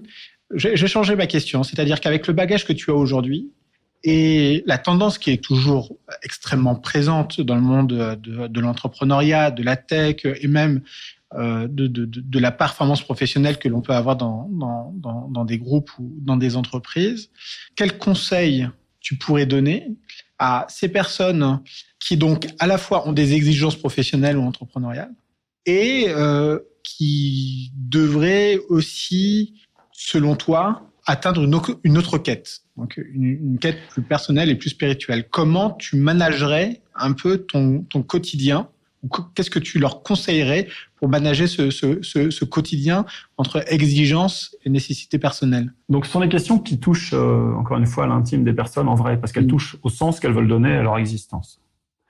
Et sur ces questions-là, il n'y a pas une solution, il y en a une par personne. Enfin, on a vraiment tous une existence propre. Ça, je crois très fondamentalement à ça. On est appelé à faire quelque chose de particulier. On a un certain nombre de talents particuliers, on a un certain nombre de moyens, de relations, de situations particulières, qui fait qu'on est tous uniques et qu'on a quelque chose de particulier à porter au monde, à accomplir, etc. D'accord ? Donc, du coup, je peux évidemment donner aucun conseil sur ce niveau-là. Par contre, le conseil, c'est de prendre conscience de cette dimension spirituelle qui, à la fin, est vraiment la clé du truc, quoi, et de se mettre en route vers ça. C'est-à-dire de pas négliger la dimension essentielle de tout être humain, qui est cette dimension transcendante de sa vie, de son âme, et c'est ça, à la limite, le plus important. Le reste, à la limite, doit être au service de ça. D'accord. Et du coup, donner des conseils sur le reste, sur comment mener sa vie, ça a peu de sens si on a négligé ce qui est le principal. Ouais. Et le conseil à donner sur le principal, c'est de se mettre en route de cette quête spirituelle, de pourquoi on est là, de qui on est, de ce qu'il y a derrière, quoi. Et moi, j'ai eu la chance de comprendre ça, et c'est pas intellectuel, c'est vraiment par expérience de rencontre dont j'ai brièvement parlé tout à l'heure avec le Christ, qui permet à un moment donné d'ouvrir les yeux et de comprendre ça. Et une fois qu'on a ouvert les yeux et qu'on a compris ça, radicalement après, le monde se remet dans un autre mode. C'est-à-dire que la meilleure image que je puisse donner de ça, c'est si tu rentres dans une pièce toute noire, complètement noire, il y a aucune lumière qui filtre, tu connais pas cette pièce, tu sais pas ce qui s'y passe. Si quelqu'un allume la lumière et éteint la lumière, donc en une seconde, tu vois à peu près tout. Tu as vu qu'il y avait une table, 3 chaises, un tableau au mur, une bibliothèque au fond, une personne assise dans un fauteuil. Eh ben, tu vas plus te déplacer dans la pièce où tu vas plus considérer le noir de la même manière parce que tu sais que c'est là. D'accord? Donc, moi, j'ai eu la chance de vivre cette seconde-là, poum poum, où à un moment donné, la lumière s'éclaire sur le monde et se referme derrière. Tout d'un coup, ça change radicalement toute ta perception du truc, quoi. Et tu comprends que nos interactions sociales, nos petits jeux de pouvoir, de richesse, etc., c'est la surface, c'est une croûte de surface d'un jeu qui se joue en profondeur. Et du coup, il faut chercher ce jeu qui se joue en profondeur, parce que c'est là que ça se passe. Et ça, c'est une quête spirituelle. Donc, le seul conseil que je pourrais donner, c'est de pas négliger, moi je l'ai négligé pendant 40 ans, de pas étouffer son âme en n'entendant pas ce qu'elle nous crie crie. Le problème, c'est qu'elle crie doucement, quoi. Elle est pas bruyante. Donc, elle se laisse marcher dessus par nos jeux d'avidité, de recherche de pouvoir ou de gloire ou de ce que tu veux. On vient l'encombrer en réalité, donc on vient l'empêcher de s'exprimer. Et il faut désencombrer tout ça et retrouver cette expression qui est profonde et qui est sourde au sein de chacun. Et si on le fait pas, on devient de plus en plus malheureux. Et moi, ça a conduit à ma crise de 40 ans. J'ai beaucoup de copains qui ont fait des crises sévères de 40 ans. Ça peut se terminer très mal. Des dépressions, par des suicides, par des divorces, par des catastrophes économiques avec leurs enfants, avec plein de choses. Enfin, à un moment donné, si on prend pas soin de son âme, il y a un truc qui va pas et qui nous rattrape, quoi. D'accord? Donc, et si ça nous rattrape quand on a 80 ans, c'est un peu tard, c'est dommage, quoi. C'est bien aussi, il y a certainement de faire ce travail à 80 ans. J'ai pas de problème avec ça, mais ce qui permet ensuite d'aligner ses actions sur ce sens plus spirituel qu'on va faire. J'ai souvent été interrogé ou été amené à intervenir auprès de jeunes dans les lycées ou dans des premières années d'études. Et j'ai souvent eu la question, mais comment on peut trouver un travail qui a du sens, quoi. Et je dis, la question, il faut la poser à l'envers. Trouve le sens que tu veux donner à ta vie et tu choisis un travail en fonction du sens que tu vas donner à ta vie. C'est pas ton travail qui va t'amener du sens. Donc, moi, si je fais entourage, c'est pas entourage qui amène du sens à ma vie. C'est parce que le sens que j'ai envie de donner à ma vie, il s'exprime avec entourage. Il s'exprime très bien parce qu'on est dans ce lien humain, on est dans l'amour quelque part entre les personnes et pas dans l'autodestruction du système social, quoi. Est-ce que tu penses que tu as introduit une nouvelle partie de vie donc il y a 10 ans et que tu as renoué ou que tu as créé un nouveau fil de vie, ou tu penses qu'il y a quand même une certaine logique et que ça fait sens à des considérations que tu pouvais avoir plus jeune, disons à 10 ans? Non, j'avais aucune. Faut comprendre que ma génération, on n'était pas, en tout cas dans la majorité. Peut-être que j'appartenais à une majorité égoïste, mais on était peu concernés par tous ces problèmes-là. Moi, je me rappelle très bien d'avoir été éduqué, d'avoir grandi avec tous mes amis où, tu vois, on se posait pas la question. J'étais là pour apprendre, pour avoir un métier, pour construire le monde. Enfin, tu vois, mais on n'avait pas cette urgence de la planète est en train de cramer. Et je pense que c'est une génération égoïste, mais comme toutes les générations, celle-ci l'est aussi d'une. Les gens se crament aussi. Ouais, voilà. Donc, et du coup, non, j'avais pas une aspiration de dire un jour je ferai un truc pour les plus pauvres. C'est vraiment arrivé par des rencontres avec des personnes en situation de grande pauvreté qui m'ont touché. Ça, c'est vraiment le point de départ d'entourage, c'est des rencontres avec des hommes et des femmes qui vivaient à la rue et qui m'ont poussé à agir quelque part. Tes parents étaient pratiquants? Pas vraiment. Ta cellule familiale et notamment religieuse quand tu étais j'ai grandi dans une famille chrétienne, donc j'étais baptisé. Ouais. Mais mes parents ont divorcé, c'est assez mal passé. On avait assez peu de pratiques. Moi, quand j'ai pris mon indépendance très jeune à cause de ce divorce, en gros, j'étais à peu près indépendant à 17 ans. Et j'ai lâché toute pratique, j'ai lâché toute vie de prière en me disant tout ça, c'est pour les gogos, quoi. Pourquoi il y a besoin d'aller dans une église avec des hommes qui mettent des robes blanches et faire tout ça? Enfin, c'est vraiment un attrape-nigo. Avec une espèce de conscience qui a bien une force supérieure. Je suis pas matérialiste. Donc, il y a un Dieu créateur, oui, il est lointain. Si c'est un Dieu d'amour, oui, très bien, mais voilà, il y a un truc qui s'exprime pas forcément dans l'église. Et au plus je travaille, au plus je réussis, au plus je prie, et au moins ça marche. J'avais beaucoup prié pour le divorce de mes parents, ça a jamais rien fait. Et donc, tu vois, voilà. Donc, quand je suis arrivé à l'âge adulte, j'avais plus de vie de prière certainement, et plus de pratique, peut-être socialement une fois par an. Ah ouais, moi, je me suis vraiment converti le 1er mai vers 17h 2008. Mais c'est une conversion très forte parce que c'est une rencontre avec donc une rencontre mystique mais sensorielle. Et tu vois, moi, je suis ingénieur, j'aime bien comprendre les trucs. Dans lequel j'entends des phrases, je vois des choses, et qui est très bouleversant, quoi, qui est très bon, hein, mais qui est très bouleversant. C'est tout d'un coup, tu vois, comme je disais tout à l'heure, la lumière qui s'ouvre sur la réalité du monde, quoi. Ouais. Et donc, ça a été une conversion. Tu l'as fait sur le Kilimandjaro. Tu l'as fait ailleurs? Je l'ai fait 3 ans après, parce qu'après le Kilimandjaro, donc je suis pas mort sur le Kili. Donnez la preuve vivante. Après l'Opila, très rapidement, j'ai démissionné de mon job de Yahoo. Et puis, quelques temps après, j'étais pas bien. Je continuais d'être pas bien, de pas comprendre le sens à donner à mes actions, à ma vie, etc. Et du coup, j'ai pris un sac à dos, je suis parti sur le chemin de Compostelle. Je savais même pas où c'était, j'ai regardé sur Google. Et ma conversion est arrivée au bout de 10 jours de marche. Donc, je suis parti de chez moi ici, près de Grenoble. Il y a 1800 km à peu près. Et cette expérience mystique dont je te parle est arrivée le 1er mai 2008 au Puy-en-Velay. Et ça a radicalement transformé toute ma vie. Je suis reparti de zéro, quoi. Je considère que c'est une naissance. Je considère que j'ai 16 ans aujourd'hui, tu vois. Et d'ailleurs, j'ai dû réapprendre, d'une certaine manière, à vivre, parce qu'il y a une inversion totale des valeurs du monde. L'évangile, c'est une logique inverse de la logique du monde, hein, où les premiers sont les derniers, où ce que tu gardes, c'est ce que tu as donné, ce que tu perds, c'est ce que tu as voulu conserver. Le riche entre pas au paradis, tu vois. C'est un jeu à qui perd gagne. Et donc, c'est un jeu qui est l'exact inverse de la logique du monde, en fait, de la logique habituelle, relationnelle, etc. Et donc, c'est très compliqué. D'une certaine manière, c'est très compliqué. Ça a modifié tes relations avec les autres ? Oui. Ah ouais, radicalement. Ouais. Il y a des amis que je voyais beaucoup avant, que je vois quasiment plus. L'inverse, parce que les centres d'intérêt que je pouvais avoir sont plus les mêmes qu'aujourd'hui. Ouais, ça bouleverse tout. Ouais, c'est pour ça qu'on appelle une conversion. Hein. C'est un 180 degrés complet, quoi. Le meilleur exemple que je puisse prendre, je sais pas si tu as lu Lewis Carroll, ce magnifique auteur britannique qui était un mathématicien et logicien, et c'est lui qui quelque part a écrit Alice au pays des merveilles. Et donc il s'amusait en tant que logicien à raconter des histoires où il inverse la logique du monde, notamment dans son livre De l'autre côté du miroir, où il a remarqué que dans un miroir, ce qui est à gauche, c'est à droite pour toi. Tu vois, tu as une vue inverse dans le miroir.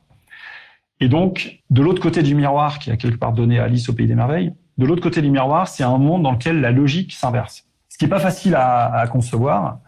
Et lui, comme mathématicien et logicien britannique, il a cette capacité intellectuelle à concevoir un monde. Et donc, il raconte des histoires. C'est un peu ça, la conversion. C'est-à-dire que tu passes de l'autre côté du miroir, tu vois, où tu comprends que c'est le don de soi, le sacrifice de soi qui gagne. Parce que c'est l'amour ultime, c'est de perdre. Enfin, c'est le Christ en croix qui meurt pour nous. Et cette inversion-là, elle est inaudible pour le monde. Elle est folie, quoi. Tu vois, la question, c'est comment je vais avoir du succès. Mais ça nécessite forcément un acte extrêmement fort que l'on est obligé de faire individuellement et qui ne se commande pas. Est-ce que ça passe forcément par une expérience de vie ou comment on peut passer de l'autre côté du miroir sans avoir été confronté soi-même, violemment parfois, à ces interrogations profondes ? C'est une bonne question, je sais pas. Très souvent, les conversions radicales, elles proviennent quand même sur des épreuves radicales. D'accord ? C'est quand même des gens qui vont vivre une grande maladie, la perte d'un proche, des choses qui touchent à la vie, quoi. D'accord ? Très fortes. Donc ça arrive là, mais pas seulement. Il y a des gens qui peuvent avoir cette expérience de rencontre avec le divin autrement que face à des épreuves de la vie. Et je pense qu'il y a une posture.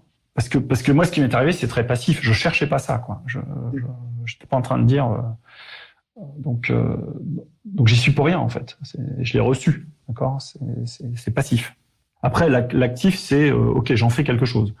Tu subis pas non plus, parce que, enfin, si, d'une certaine manière, parce que tu as déjà cette expérience de quasi mort imminente où tu t'es dit, je vais plus me réveiller le lendemain matin, je vais pas redescendre de ma montagne. Et puis après, il y a aussi le chemin de Compostelle, à se retrouver tout seul, soi-même, en ayant l'intuition qu'il y a, et tu l'as dit, quelque chose de puissant et qui façonne le monde. Ce chemin, je l'ai surtout fait parce que j'étais pas bien, tu vois, en me disant j'aimerais bien être bien dans la vie, j'aimerais bien savoir pourquoi je suis là et ce que je fais. Donc, je n'étais pas venu en me disant je vais me convertir ou je vais chercher Dieu, quoi. Et je l'ai pas rencontré au bout du chemin, je l'ai rencontré à peine au bout de 10 jours de marche. Alors que après, j'ai continué à marcher pendant 2 mois pour arriver jusque là-bas. En Espagne, ouais, au bout de l'Espagne. Donc, hormis cette expérience un peu extraordinaire, et je rends grâce qu'elle me soit arrivée, hein, je pense que pour répondre à ta question, il y a une vraie décision.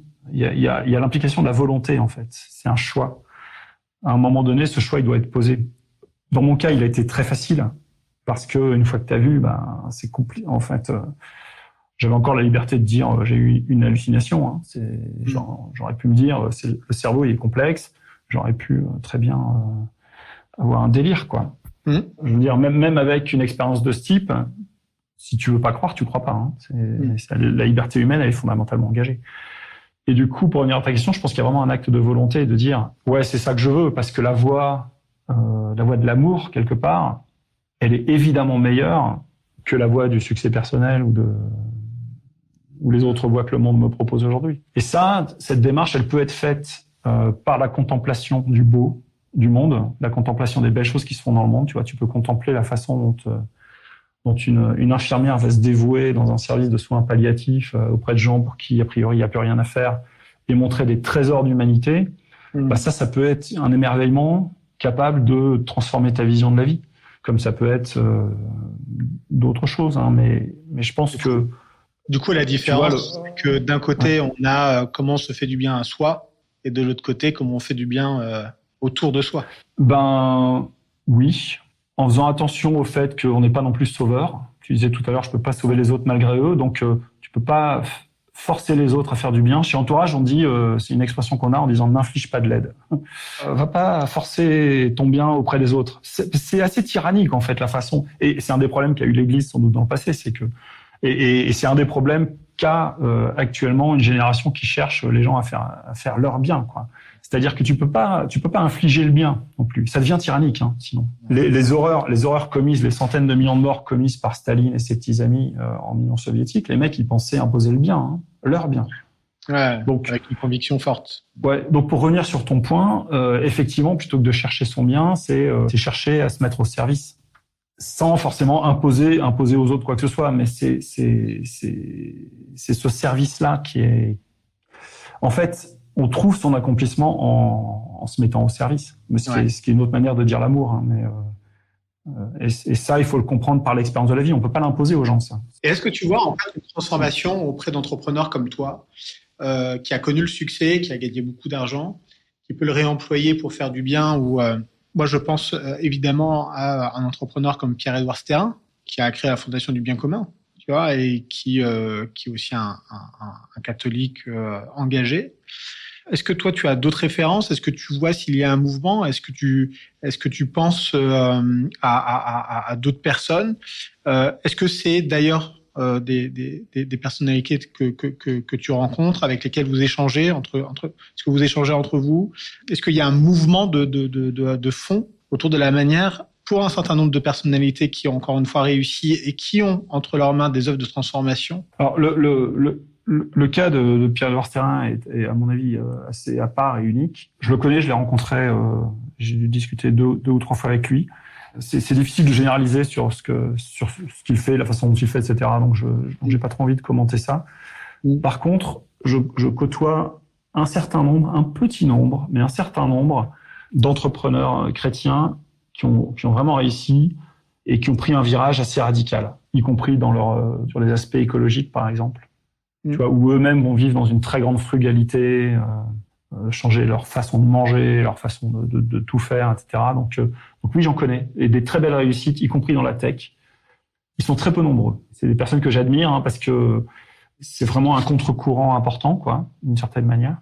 J'ai plus vu des entrepreneurs qui réussissaient vraiment bien, gagnaient beaucoup d'argent, et bizarrement, ils retournaient pour en gagner encore beaucoup plus. Ouais.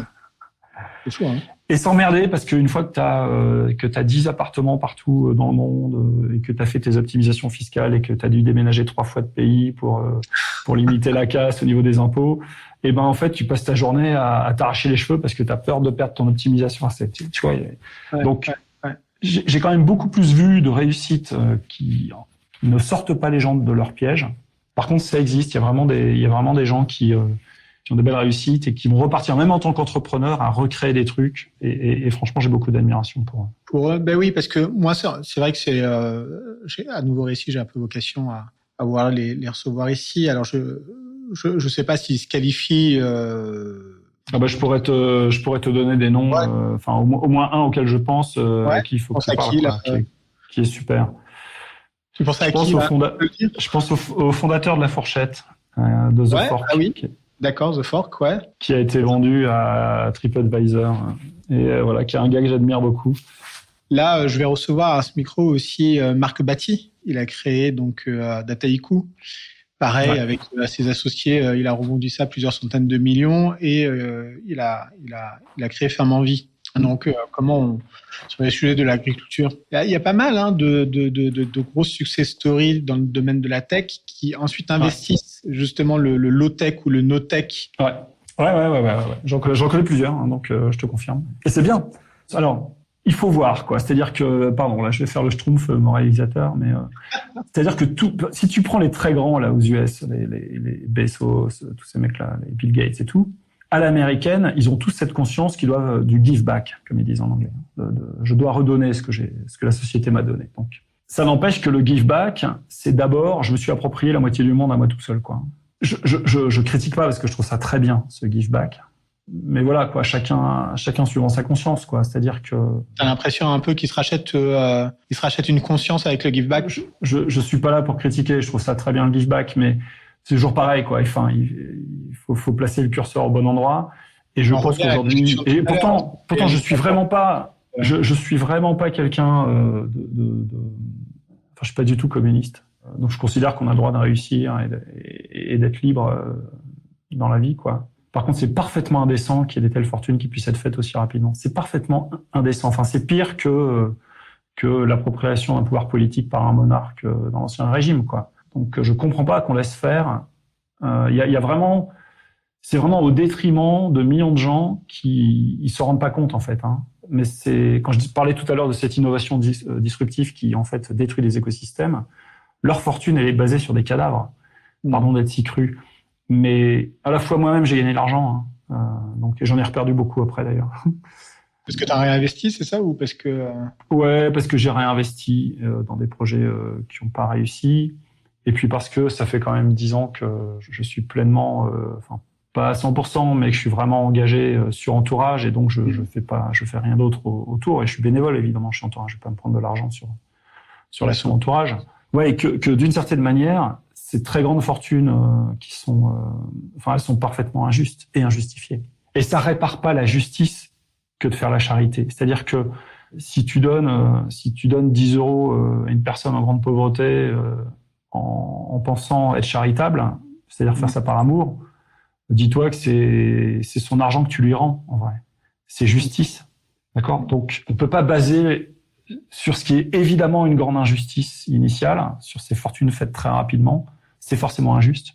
Donc le rachat de cette injustice-là, c'est pas la charité, quoi. Non, mais c'est vrai que c'est quand même assez terrible. Thierry, bon, je sais pas, chacun a son opinion de moralité sur la question, et je suis quand même plutôt d'accord avec toi que quand on voit dans l'industrie de la tech des levées de fonds aussi faciles, quand on voit que ça génère autant de fric, et qu'il est l'IA nous prouve en fait qu'il y a une quantité d'argent monstrueuse, et que effectivement il y a des personnes qui au passage de quelques valorisations prennent des millions juste en quelques mois. Ça pose question, quoi. Voilà, ça pose question. Alors en même temps, ça permet l'innovation, ce système de financement de la tech, hein. Donc chez quel coût, je pense que quand on cumule l'argent qu'on a levé, on a dû lever 60 millions d'euros, tu vois. Donc, c'est énormément d'argent, quoi. Enfin, Non, mais j'ai écouté une fondatrice, je vais pas la nommer, qui a une entreprise quelque chose de très intéressante, et qui disait, bon, on n'avait pas besoin de lever, mais on s'est dit qu'avoir un matelas de sécurité, ça pouvait être intéressant. Donc, nous, ça nous a permis aussi de mettre un prix sur la valorisation de l'entreprise. Et elle a levé 80 millions d'euros qu'elle garde dans un compte en banque, dont elle n'avait pas besoin, elle le dit elle-même, dont elle n'avait pas besoin de cet argent, mais qu'elle lève quand même, et probablement au détriment d'autres projets, parce que je te disais, il y a un coût d'opportunité. 1 euro que tu investis dans une entreprise, c'est 1 euro que tu n'investis pas ailleurs. Ouais, mais là, c'est une erreur des investisseurs, parce que j'ai pas mal côtoyé ce monde du venture capital, pour qui j'ai fait du consulting, et j'y ai des amis. Et une des règles, c'est que tu donnes pas trop d'argent à un entrepreneur, tu lui donnes ce dont il a besoin. Parce que si tu donnes trop d'argent, il spoil, comme ils disent. C'est-à-dire que tu pourris l'entrepreneur. C'est-à-dire que au lieu de se concentrer sur l'essentiel de son business, quand il y a trop d'argent, il va tout faire. Il va lever tous les lièvres, il va commencer par s'acheter des locaux somptueux, une belle voiture, faire n'importe quoi. Plein de gens vont venir travailler chez lui, le champagne va couler à flot dans les fêtes de la start-up, et on a perdu le focus. Donc en fait, c'est au détriment du business de faire ça. C'est-à-dire que c'est une erreur du VC, du fonds de venture capital. S'il met 80 millions dans un business, qui prend son argent pour le mettre en banque, c'est qu'il a fait une erreur. C'est au-delà du côté, oui, cet argent, il aurait pu être utile ailleurs. Oui, des focus entrepreneurs, ouais. Ah oui, et puis il en pourrait des pratiques en fait. Maintenant, s'il y a besoin de 80 millions pour développer un système qui va radicalement changer la donne dans le monde et qui va permettre de ramener des nouveaux services, je comprends la logique et je comprends la logique des valorisations et je comprends la logique des enrichissements. Je dis juste à quel prix sur les destructions des écosystèmes existants, à quel prix sur cette hypercroissance exponentielle très rapide pour capter de la valeur au détriment d'une captation d'une richesse, alors qu'il y a des gens qui crèvent la dalle, quoi. Et ça, c'est une injustice radicale. Donc, j'ai pas la solution, en fait. J'ai juste pas la solution, parce que je sais pas comment on peut pallier ce problème, hein. Mais je constate que ça crée des aberrations inhumaines, quoi. Parce que parmi les gens qui prennent aussi beaucoup d'argent, il y a évidemment, je recite encore une fois ce secteur de l'IA. J'entendais un fondateur qui expliquait que monter une entreprise dans l'IA, en gros, ça se faisait vraiment avec beaucoup d'argent, parce que les ingénieurs s'arrachent à prix d'or, et que pour en recruter un, il fallait déjà 1 million d'euros. Donc, s'il te faut une équipe de 10 millions d'euros par an. Tout le système de valeur dans lequel on est élevé, depuis la plus tendre enfance jusqu'à l'école, jusqu'à l'entreprise, nous pousse à cette accumulation d'argent individuellement. Donc, effectivement, l'ingénieur de base qui a une petite connaissance en IA, il va se valoriser des sommes complètement considérables, ce qui est parfaitement injuste par rapport à l'ingénieur chimiste qui fait un bon boulot, par rapport à l'artisan ou par rapport à l'infirmière qui va sauver une personne parce qu'elle aura eu le bon geste, ou par rapport à un prof qui a la vie de centaines d'élèves sur sa carrière entre les mains, quoi, qui est un des métiers les plus essentiels. Donc, et là, c'est l'avidité personnelle qui est en jeu. Donc, c'est bien le dérèglement dont tu parlais au début, de dire, tu vois, il y a un dérèglement là, quoi. Et tout pousse à ça. Et comment, en entourage, tu arrives à déconnecter? Enfin, je pense que ça fait déjà un petit moment que tu as réussi pour réinjecter tout ton talent, toute ton expérience dans la construction d'une association, moi, que je trouve vraiment magnifique, que j'ai découvert parce que tu as pas mal de visibilité dans le domaine de la course au large avec Out. J'aimerais bien que tu nous dises aussi un petit mot de cette aventure qui est assez merveilleuse et qui apporte un éclairage, encore une fois, sur ce que tu fais. Et j'aimerais aussi un petit peu que l'on aborde et que l'on parle. On a passé beaucoup de temps à parler des principes. On a passé pas mal de temps à parler de ce qui déconne et de ce qui déconne encore. Et il faudrait qu'on en passe aussi un petit peu au moins des personnes dont tu t'occupes et que tu accompagnes au quotidien. Alors, donc tu parles de Linked Out, ce bateau qui a fait le Vendée Globe à nos couleurs. D'ailleurs, nos auditeurs qui sont en podcast n'ont pas la vidéo, mais je te montre à toi que je porte une chemise Linked Out. Je l'ai vu. Ouais. Linked Out, c'est le réseau professionnel des gens qui n'ont pas de réseau. Donc l'idée, alors on fait ça grâce à LinkedIn qui nous a autorisé à parasiter sa marque. Ah oui, c'est vrai. L'idée, l'autorisation. Alors, en tout cas, on l'a obtenu parce que on n'a pas le droit de faire ça sinon. Ouais. Et ce dont je parlais tout à l'heure en disant on a des réseaux affinitaires, l'entreprise aujourd'hui c'est un des lieux qui tient debout dans nos sociétés occidentales. C'est un des lieux où les équipes se font, où les gens se réalisent, où les gens ont le sentiment de participer à la construction de quelque chose. On fait un service pour que les gens puissent se transporter, se guérir, se nourrir, se vêtir, je sais pas quoi. Enfin, l'entreprise, elle est utile au monde. Et c'est un lieu qui fonctionne. C'est un corps social, pour le coup, qui existe encore, quoi, et où il y a une vraie unité. Et donc, on s'est dit, si on veut remettre les personnes en grande exclusion au sein d'un corps social et d'une existence relationnelle, l'entreprise, c'est le lieu rêvé. Et on a créé Linked Out sur l'idée que chacun a dans son réseau des entreprises qu'il connaît plus ou moins directement, son beau-frère qui est agent immobilier, son cousin qui a une boulangerie, son je sais pas quoi. Et du coup, que les personnes en grande exclusion n'ont pas ces réseaux qui leur permettent de rentrer en entreprise. Et donc, Linked Out, on mobilise le grand public pour ouvrir les réseaux, partager les CV des personnes et trouver des entreprises qui vont jouer le jeu en employant des personnes qui n'ont pas forcément des parcours linéaires et donc des personnes qui ont eu des accidents de la vie. Et pour se faire connaître auprès des entreprises et du grand public, on s'est dit le meilleur moyen, c'est d'avoir un bateau qui gagne le Vendée Globe. Et on a été voir une entreprise qui avait un bateau qui était prête à gagner le Vendée Globe avec un skipper, Thomas Ruyant. L'entreprise, c'est Advance, qui est une boîte de cybersécurité. Et Advance avait son bateau qui s'appelait Advance, qui était en train de se préparer pour gagner le vent du globe. Ils avaient vraiment une des meilleures technologies, un des meilleurs skippers potentiels. Et en fait, on a été discuter avec Advance en leur disant, voilà, vous avez un bateau là, mais ça vous sert à quoi? Nous, on en a besoin. Offrez-nous le naming, donc la marque du bateau, plutôt que de l'appeler Advance, appelez-le Linked Out. Ouais. Alors ils se sont dit, mais c'est qui Linked Out? Et donc on est venu dans leur entreprise, on leur a fait recruter des candidats en grande exclusion. Leurs collaborateurs sont devenus des coachs bénévoles, des candidats Linked Out, donc des personnes en grande exclusion. Donc et ça a dynamisé l'entreprise de façon dingue. Et très vite, le patron a dit, mais c'est génial. Moi, j'ai toujours rêvé que ma boîte, elle serve le bien commun. Là, avec Linked Out, j'ai l'opportunité de le faire. Go, quoi. Et le gars, il a fait un geste incroyable, c'est qu'il y a 4 ans, il nous a offert le naming de son bateau, qui lui a coûté des millions. Il nous a offert la visibilité de son bateau. La plupart des sponsors, je vais pas les citer, mais vous voyez bien ceux qui vendent des produits alimentaires, je sais pas quoi, ils vont mettre leur marque dans les voiles. Ouais. C'est une opération de com. Et ben lui, il offre la communication de son bateau à une association, donc un entourage, pour toucher les entreprises. Et ça a marché du feu de Dieu. C'est-à-dire qu'on avait, quand on a lancé, avant le Vendée Globe, Linked Out, on parlait à quelques entreprises. 4 ans après, on a plus de 500 entreprises qui sont dans le réseau Linked Out et qui jouent le jeu, d'essayer de recruter des personnes en grande exclusion, de mettre leurs collaborateurs comme coach bénévole auprès des personnes en difficulté. Enfin, c'est un super succès, Linked Out. Et oui, la course au large, ça a aidé à rendre visible cette action.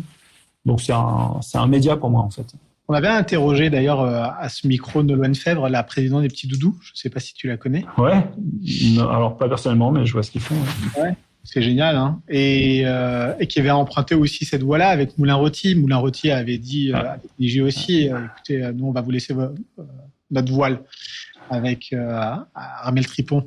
Et c'est vrai que c'est une exposition incroyable. C'est une entrepreneur sociale comme toi qui est engagée pour les autres. Et on le voit, la question de l'hôpital, tu l'as évoqué. Est-ce qu'il existe un métier plus important que celui qui soigne? Et Linked Out et entourage, c'est aussi soigner les personnes en grande exclusion. Et en fait, on les soigne par les autres. C'est-à-dire que c'est pas nous qui soignons. En fait, en faisant se rencontrer la société civile, les entreprises, qui est un corps social important de la société civile, avec les personnes qui sont aujourd'hui exclues, c'est les uns qui soignent les autres, en fait. Et d'ailleurs, je sais pas qui soigne l'autre. C'est-à-dire que d'une certaine manière, il y a un des chefs d'entreprise un jour qui avait recruté un gars qui était arrivé à la rue à 17 ans et il l'a recruté, il avait 30 ans, donc il avait eu pendant plus de 15 ans des épisodes de rue, de prison, de drogue, de tout ce que tu peux imaginer. Et il me disait, mais tu peux pas savoir comment il a dynamisé mes équipes, ce gars. Parce que quand il est arrivé avec, pour la première fois, vraiment, on lui donnait sa chance au sein d'une équipe et tout, les petits bobos des autres dont ils se plaignent toute la journée, ils sont très vite relativisés, quoi. Ouais. Il a créé une dynamique dans l'équipe qui était bonne pour la boîte. Ouais. C'est-à-dire que quand on ouvre la société, l'entreprise à des situations un peu plus humaines de personnes en vulnérabilité, les gens comprennent que l'entreprise, c'est pas que le lieu de la surperformance, le lieu inhumain dans lequel mort aux faibles marche ou crève, et au contraire que ça peut devenir un lieu où l'humain se construit et où le collaborateur qui se dit ouais, mais si l'entreprise est capable de prendre soin d'une personne qui clairement est en difficulté aujourd'hui et d'avoir un comportement très humain avec elle, ça veut dire qu'elle le sera avec moi le jour où j'aurai un problème, le jour où je serai en dépression, le jour où je sais pas quoi, où j'aurai un divorce, où j'irai pas bien, l'entreprise elle va faire bloc même si je baisse en performance, quoi. Et là on a un monde plus humain. Ouais. Tu vois, donc d'une certaine manière, on amène aussi plus d'humains dans l'entreprise avec ce qu'on fait. C'est pas que l'entreprise va soigner ces personnes en grande exclusion, c'est un soin réciproque. On a à s'enrichir réciproquement. Non, mais vraiment au cœur du sujet, il y a comment on améliore et on change les relations humaines, comment chaque groupe social permet d'être une résistance quand un autre bloc éclate. Comme tu l'as dit, je divorce, je suis moins performant en entreprise, l'entreprise qui ne voit que par le prisme de la performance me met dehors. Donc je repère encore une fois un nouveau lieu de sociabilité et tu me fais penser à un autre entrepreneur et je pense aussi en fait qu'il a cette dimension chrétienne. C'est Yann Bucaille, une personne que j'aimerais beaucoup aussi avoir à ce micro-là. Et il me semble que... je peux te passer son contact si tu veux. J'aime beaucoup Yann Bucaille. Ouais, j'adorais. Et je crois qu'il a commencé justement en recrutant une personne handicapée atteinte de trisomie à Saint-Malo. Je crois qu'il a un autre. Non. Il Non. n'a pas commencé en recrutant. Il est breton, il est passionné de voile. Ouais. Et du coup, il s'est dit, je vais faire découvrir la voile à des personnes handicapées. Ah ouais, ça a commencé. Et donc les gars, ils passent un super week-end avec lui sur son bateau. Et mais il raconte mieux l'histoire que moi. Hein, mais il y a une des personnes qui, effectivement, je pense, était atteinte de trisomie 21, qui lui dit, écoute, c'est bien là, de faire de la voile. J'ai passé un bon moment, merci. Mais t'es patron, toi. Bah ouais, je suis patron. Il dit, moi, ce dont j'ai besoin, c'est d'un boulot. Ah ouais. De faire de la voile. Ouais. Donc, donne-moi un boulot si t'es patron. Ah, c'est cool. Ça l'a secoué, ouais, c'est venu du mec. Et ça l'a secoué, il a dit, ok, quoi. Et donc, il a créé les cafés joyeux, mais enfin, il le raconte mieux que.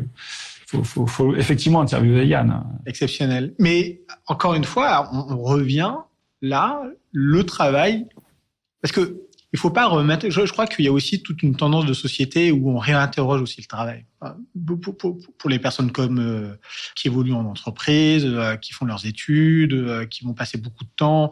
Donc, on réinterroge le travail sur comment on le vit. Est-ce qu'on passe un CDI? Est-ce que on devient indépendant?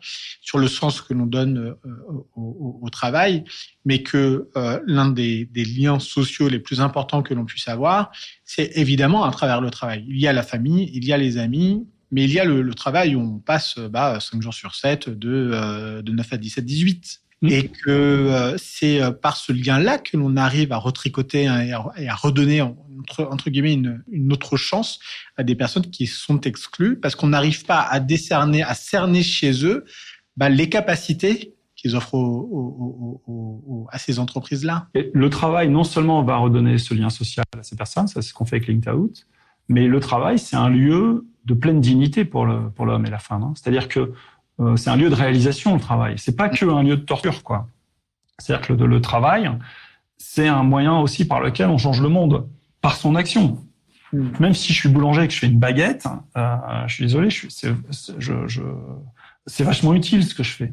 Et à des degrés divers, les différents travaux exercent les capacités vraiment de l'homme, ses capacités de décision, de jeu collectif, de prise de risque. Enfin, tu vois, donc on se réalise aussi dans le travail. Cette tendance à dire il faut pas travailler, elle est délétère. Ouais. C'est-à-dire que de penser que le but de la vie c'est d'avoir une vie Club Med de loisirs où peut ne pas travailler et bien vivre, on se flingue très vite, on dépressionne très vite parce que le but de la vie c'est aussi de servir, comme je disais tout à l'heure. Donc c'est de participer à ce jeu collectif. Tu vois, il y a un côté. Alors on a cette dignité propre même si on n'est pas au service. Hein, c'est pas ce que je suis en train de dire, mais l'homme peut s'accomplir et trouver, l'homme et la femme peut s'accomplir et trouver cette pleine dignité par le travail. Donc c'est un lieu il faut pas négliger. C'est pas le tout de la vie, mais c'est un lieu important. Donc on réinterroge la performance, on réinterroge le travail, on réinterroge la réussite. Et c'est pas un antonyme, mais c'est celui de la réussite, c'est celui de l'échec. Et ce que j'aimerais ce que j'aimerais te demander, c'est que tu es en entourage. Je pense que tu vas pouvoir très probablement nous raconter des réussites, des succès, la manière dont tu as réussi avec tes équipes à sortir donc de l'exclusion des personnes sans abri. Mais est-ce que tu as été confronté et comment tu as vécu ça? Et bien des personnes que tu as pu voir, que tu as pu fréquenter et que tu n'as justement pas réussi à sortir de leurs difficultés. Ah oui, beaucoup, mais j'y suis pas allé en me disant je vais les sortir de leurs difficultés. C'est-à-dire que l'objectif qu'on se donne, c'est pas de sortir les gens de la rue, par exemple, même si évidemment ça serait bien pour eux, mais il faudrait d'abord que ce soit leur projet. Donc nous, on vise à redonner à ces personnes du lien social, en tout cas ce qu'elles reparticipent à un lien social. Après, je constate que parmi ces personnes qui ont vraiment joué le jeu, qui se sont vraiment reconstituées un réseau, dans ces cas-là, très rapidement, leur situation évolue. Très rapidement. Le plus frappant, c'est Eric, qu'on a rencontré. Il a mon âge. Il était sur les marches du métro à Rome, à Paris. Le métro Rome à Paris. À faire la Manche. Il dormait dans le métro. Donc, il était en voie de clochardisation. Hein. Il était pas encore, mais... Et il a rencontré l'entourage, il est venu à nos événements, il a commencé à témoigner en entreprise, etc. Et ça a pris moins de 2 ans pour qu'il ait un job dans une banque et un appart. Et pas un logement social. Hein. Il paye son appart. Donc ça arrive et on n'a rien fait pour lui. Le seul truc, c'est que il a repris goût, il a repris confiance, il a eu des opportunités de rencontre, peut-être grâce aux activités d'entourage, mais donc on a des succès qui sont très beaux. C'est pas toujours aussi simple. On a des échecs qui sont très forts aussi, parce que il y a aussi des personnalités qui ont été brisées et qui du coup psychologiquement ont beaucoup de mal à ne pas s'aborder leur propre réussite quand à un moment donné ça s'améliore. Enfin, donc il y a des blessures profondes. Il faut plus que simplement le lien social, et j'en suis bien conscient. Vous les accompagnez justement psychologiquement ou pas? Alors nous, on n'est pas, encore une fois, on n'est pas travailleurs sociaux et on n'accompagne pas les personnes dans une dynamique de sortie de rue. Nous, on est là pour mobiliser la société civile, pour donner à ces personnes des réseaux de soutien. Catalyseur, ouais. Voilà. Et après, oui, en général, les personnes ont ou n'ont pas un travail social qui est fait par des associations qui sont pas entourage, qui peuvent avoir des suivis psychologiques. Ouais. C'est sûr que la fermeture des hôpitaux psychiatriques a créé un problème parce que aujourd'hui c'est très compliqué de soigner lorsqu'on est en situation de rue. Ça peut être très compliqué d'avoir des bons soins, premièrement. Et donc le problème psy peut être une des causes d'arriver à la rue parmi le multifactoriel. Mais surtout, la vie en situation de rue, c'est une vie qui est extrêmement anxiogène, extrêmement angoissante. Les femmes sont violées, les hommes aussi sont violentés. Enfin, ils sont dans les tranchées à Verdun, les mecs, tous les jours, quoi. Donc, c'est très anxiogène et ça crée des troubles. Donc, la vie elle-même à la rue peut créer des troubles psy, sans parler des produits qu'on va prendre pour essayer des anxiolytiques, mais qui sont potentiellement sous forme aussi de certains types de drogues ou d'alcool. Le premier trafic dans la rue, c'est le trafic d'antidépresseurs. Et donc, toutes ces situations-là, c'est très complexe. Et entourage, on s'adresse pas à ça. Enfin, d'une certaine manière, on n'est pas là pour ça. On est là pour dire à ces gens que ce sont des êtres humains et qu'on les connaît, qu'on les regarde, qu'on crée du lien avec eux. Celles d'entre elles qui peuvent aller en entreprise, on les y emmène. Celles d'entre elles qui peuvent aller dans des salles de sport, on les y emmène. On a Entourage Sport qui se lance cette année, c'est l'année des Jeux Olympiques. Donc on est en train de faire la même chose avec les clubs sportifs pour les rendre inclusifs, d'accord. Donc pareil, avec la même logique que le club de sport, il crée une identité aussi relationnelle et il crée une raison, etc. Mais en tant que tel, on fait pas d'accompagnement social ou psychologique. C'est pas notre métier. Donc ma question, c'est comment on fait pour soutenir l'action d'entourage quand on est soit un individuel ou une entreprise ou une association? Alors c'est très simple, il faut déjà rejoindre le réseau. C'est une appli qu'on télécharge. On est présent dans pas toutes les villes encore, mais dans pas mal de grandes villes. Donc il y a une appli mobile qui s'appelle Entourage. Dans l'appli, vous laissez guider. Ça vous entraînera sans doute vers des événements de convivialité dans la vraie vie. Vous allez faire des belles rencontres. Pour les entreprises, il faut nous contacter. Il y a plein de choses qu'on fait pour les entreprises. C'est-à-dire que les entreprises qui rentrent dans la dynamique Linked Out, on vient faire des sensibilisations à leurs collaborateurs. Il y a des collaborateurs qui s'engagent bénévolement 1 heure par semaine à coacher, à être coach bénévole ou à être connecteur, c'est-à-dire à ouvrir leur réseau pour aider les candidats Linked Out, c'est les entreprises qui peuvent recruter avec nous. Donc il y a tout un panel d'actions qu'on offre aux entreprises. Et puis le dernier point, c'est nous aider financièrement. On est une asso, donc on vit, on ne vend rien. Donc on vit des dons. On vit de dons de fondations, de grands donateurs, de petits donateurs. Et un don de 50 €, croyez-moi, on en a besoin parce que si on est nombreux, nous, ça nous donne les moyens de faire notre travail, quoi. Entourage, en fait, c'est comme une start-up. On a une équipe produit, une équipe de développement, on a des équipes terrain, on a des équipes de communication, et ce sont des professionnels. Donc, ça, c'est de la bonne défiscalisation pour le coup. Et bien sûr, c'est défiscalisable parce que c'est pour un bien commun. Et donc oui, ce sont des dons qui sont défiscalisables.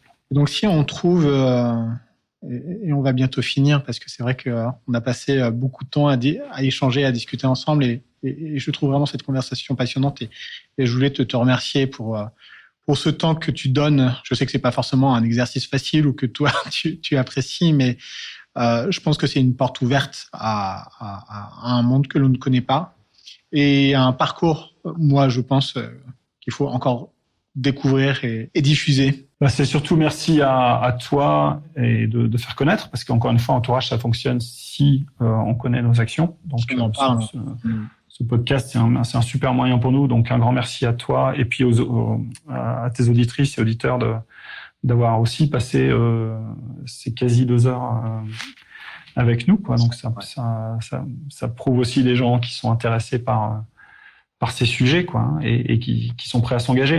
Et je pense que ce qui rend heureux, c'est l'engagement. Hein. Ah non, mais absolument. Je pense que l'engagement, le sens. Mais maintenant qu'on a parlé de tout ça, comment fait-on pour ne plus ignorer ces personnes qui vivent dans la rue? Ça commence vraiment par le regard. C'est vraiment un des conseils. Mais bon, on a édité un livre, hein, sur le sujet qui donne des conseils très concrets aux personnes. Là, c'est vraiment pour les personnes sans abri. Hein. Je parle pas des personnes SDF qui sont. Mais ça commence par le regard, c'est-à-dire que comment je regarde cette personne? Est-ce que je la regarde comme un mendiant, comme un SDF, comme un sans-abri, comme je sais pas quoi? Ou est-ce que je la regarde comme une personne? Et après, la deuxième posture, c'est une posture d'humilité. C'est quand je disais, on n'est pas là pour infliger de l'aide. Je vais pas voir cette personne en me disant, je vais l'aider. Elle m'a rien demandé. Ça risque même d'être humiliant d'aller lui proposer de l'aide alors qu'elle m'a rien demandé. Donc, c'est une attitude très humble effectivement, d'accepter de regarder cette personne, de lui sourire, de lui dire bonjour, de lui dire bonjour et si ça va, voilà. Bonjour, je vous vois là tous les jours, je m'appelle Jean-Marc, j'espère que ça va, que c'est pas trop dur en ce moment, et puis d'engager la conversation. Et on est surpris du sourire qu'on a en retour. Moi, j'ai plus une fois comme ça, un type m'aborde. Alors en l'occurrence, il était mendiant. Il faut savoir que toutes les personnes sans abri sont pas mendiantes, loin de là, ils sont 15% seulement à le faire. Ah ouais. Mais une personne, j'étais sur les Champs-Élysées à Paris en train de marcher, un peu en retard, et puis j'ai un gars qui vient me voir, bonjour, t'as pas d'argent? Et j'avais pas d'argent sur moi. Et je lui dis, écoutez, j'ai pas d'argent, mais par contre, je peux vous serrer la main et vous dire bonjour. Et le sourire que j'ai eu en retour, et on est resté 10 minutes à discuter, parce que peut-être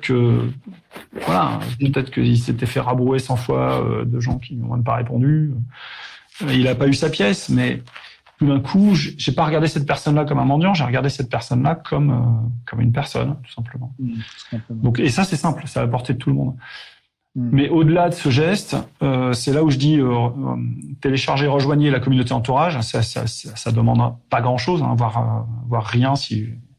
Mais tous ces conseils-là, toutes ces attitudes-là, toutes même des occasions de rencontres et de discussions, on les crée. Nous, c'est notre mission sociale quelque part. Donc on accompagne en fait, on accompagne le riverain dans cette démarche. Et ben c'est ce que l'on peut maintenant conseiller à toutes celles et tous ceux qui nous écoutent, c'est de télécharger ces applications, c'est d'être beaucoup plus sensible à ce qui nous entoure. Et j'ai même envie de dire à notre propre entourage, hein, pour essayer de l'identifier et de ne pas laisser passer à la trappe celles et ceux qui souffrent et qui le disent pas forcément d'ailleurs. Absolument. Ouais. C'est très vrai. Il faut être attentif. Ouais. Et en 2 heures d'entretien, est-ce qu'il y a quelque chose dont tu aurais voulu que l'on parle, que l'on n'a pas abordé, ou est-ce que tu voulais venir avec un message et nous le passer ou pas? Non, j'ai pas de message à passer. Et je pense que j'ai déjà dit beaucoup trop de choses. Je suis pas là pour donner des conseils ou des messages aux gens. Je pense que tout le monde est adulte et vit sa vie de la manière dont il le peut, il ou elle le peut. Et t'as dit que tu n'avais pas d'écran, pas de télé, mais est-ce que tu écoutes des podcasts? J'aimerais bien, mais non, je le fais pas. Je lis énormément. En fait, je m'informe beaucoup sur du temps très long et je lis beaucoup. C'est quoi ta dernière lecture? Ah non, mais j'en ai plein en cours. Là, je suis en train de lire la biographie de François de Sales, mais non, j'ai en général 5 ou 6 bouquins en même temps déjà, et donc j'étais au collège. Mais c'est plutôt des livres en général de penseurs ou d'historiens ou de philosophes ou sur des choses, sur des tendances de fond, parce que je trouve qu'on est trop à la surface des choses avec l'actu. Donc je me méfie beaucoup de cette actu. J'ai élevé mes enfants sans télé. Elles étaient horrifiées en me disant mais jamais on n'aura pas de culture générale. Tu parles, j'ai une de mes filles qui a fait Sciences Po. Donc se méfier en fait de la réactivité que donnent les actus et dans lesquelles je tombe. Hein, et du coup ça permet de prendre un peu de recul sur ce qui se passe et d'être un peu moins manipulable par l'actualité. Bah, c'est bien la vocation d'ailleurs de Nouveau Récit, c'est de prendre le temps, c'est le temps long de pouvoir décrypter et puis d'apporter aussi un peu de la nuance. Non, mais moi les podcasts, je serais un très bon client en fait. C'est juste pas mon habitude, mais c'est une fonction un peu de ce recul dont on parle qui est intéressant dans le podcast. Merci beaucoup Jean-Marc. Bah merci à toi une fois de plus, Fouad. À bientôt, au revoir. Yes, au revoir. Bravo et merci d'avoir écouté cet épisode jusqu'à la fin. J'espère que ce moment passé ensemble vous a été utile. Et si c'est le cas, n'hésitez pas à partager cet épisode autour de vous. Vous savez à quel point la recommandation est puissante. Alors choisissez 1, 2 ou 3 personnes de votre entourage et montrez-leur la voie. Ce qui marche bien aussi, c'est de nous suivre. Donc, sur votre plateforme d'écoute préférée, c'est de laisser un commentaire et c'est de mettre 5 étoiles si l'épisode vous a plu. Et si vous avez des idées ou des remarques à nous adresser ou si seulement vous avez envie de nous envoyer un petit mot doux, eh bien faites-le à l'adresse suivante: bonjour@parole-public.fr. Vous pouvez également vous inscrire à notre newsletter sur notre site internet www.parole-public.fr. Tous les mois, vous y retrouverez du contenu inspirant et le lien vers le nouvel épisode du podcast. Je suis Fouad Souak et je vous dis à bientôt.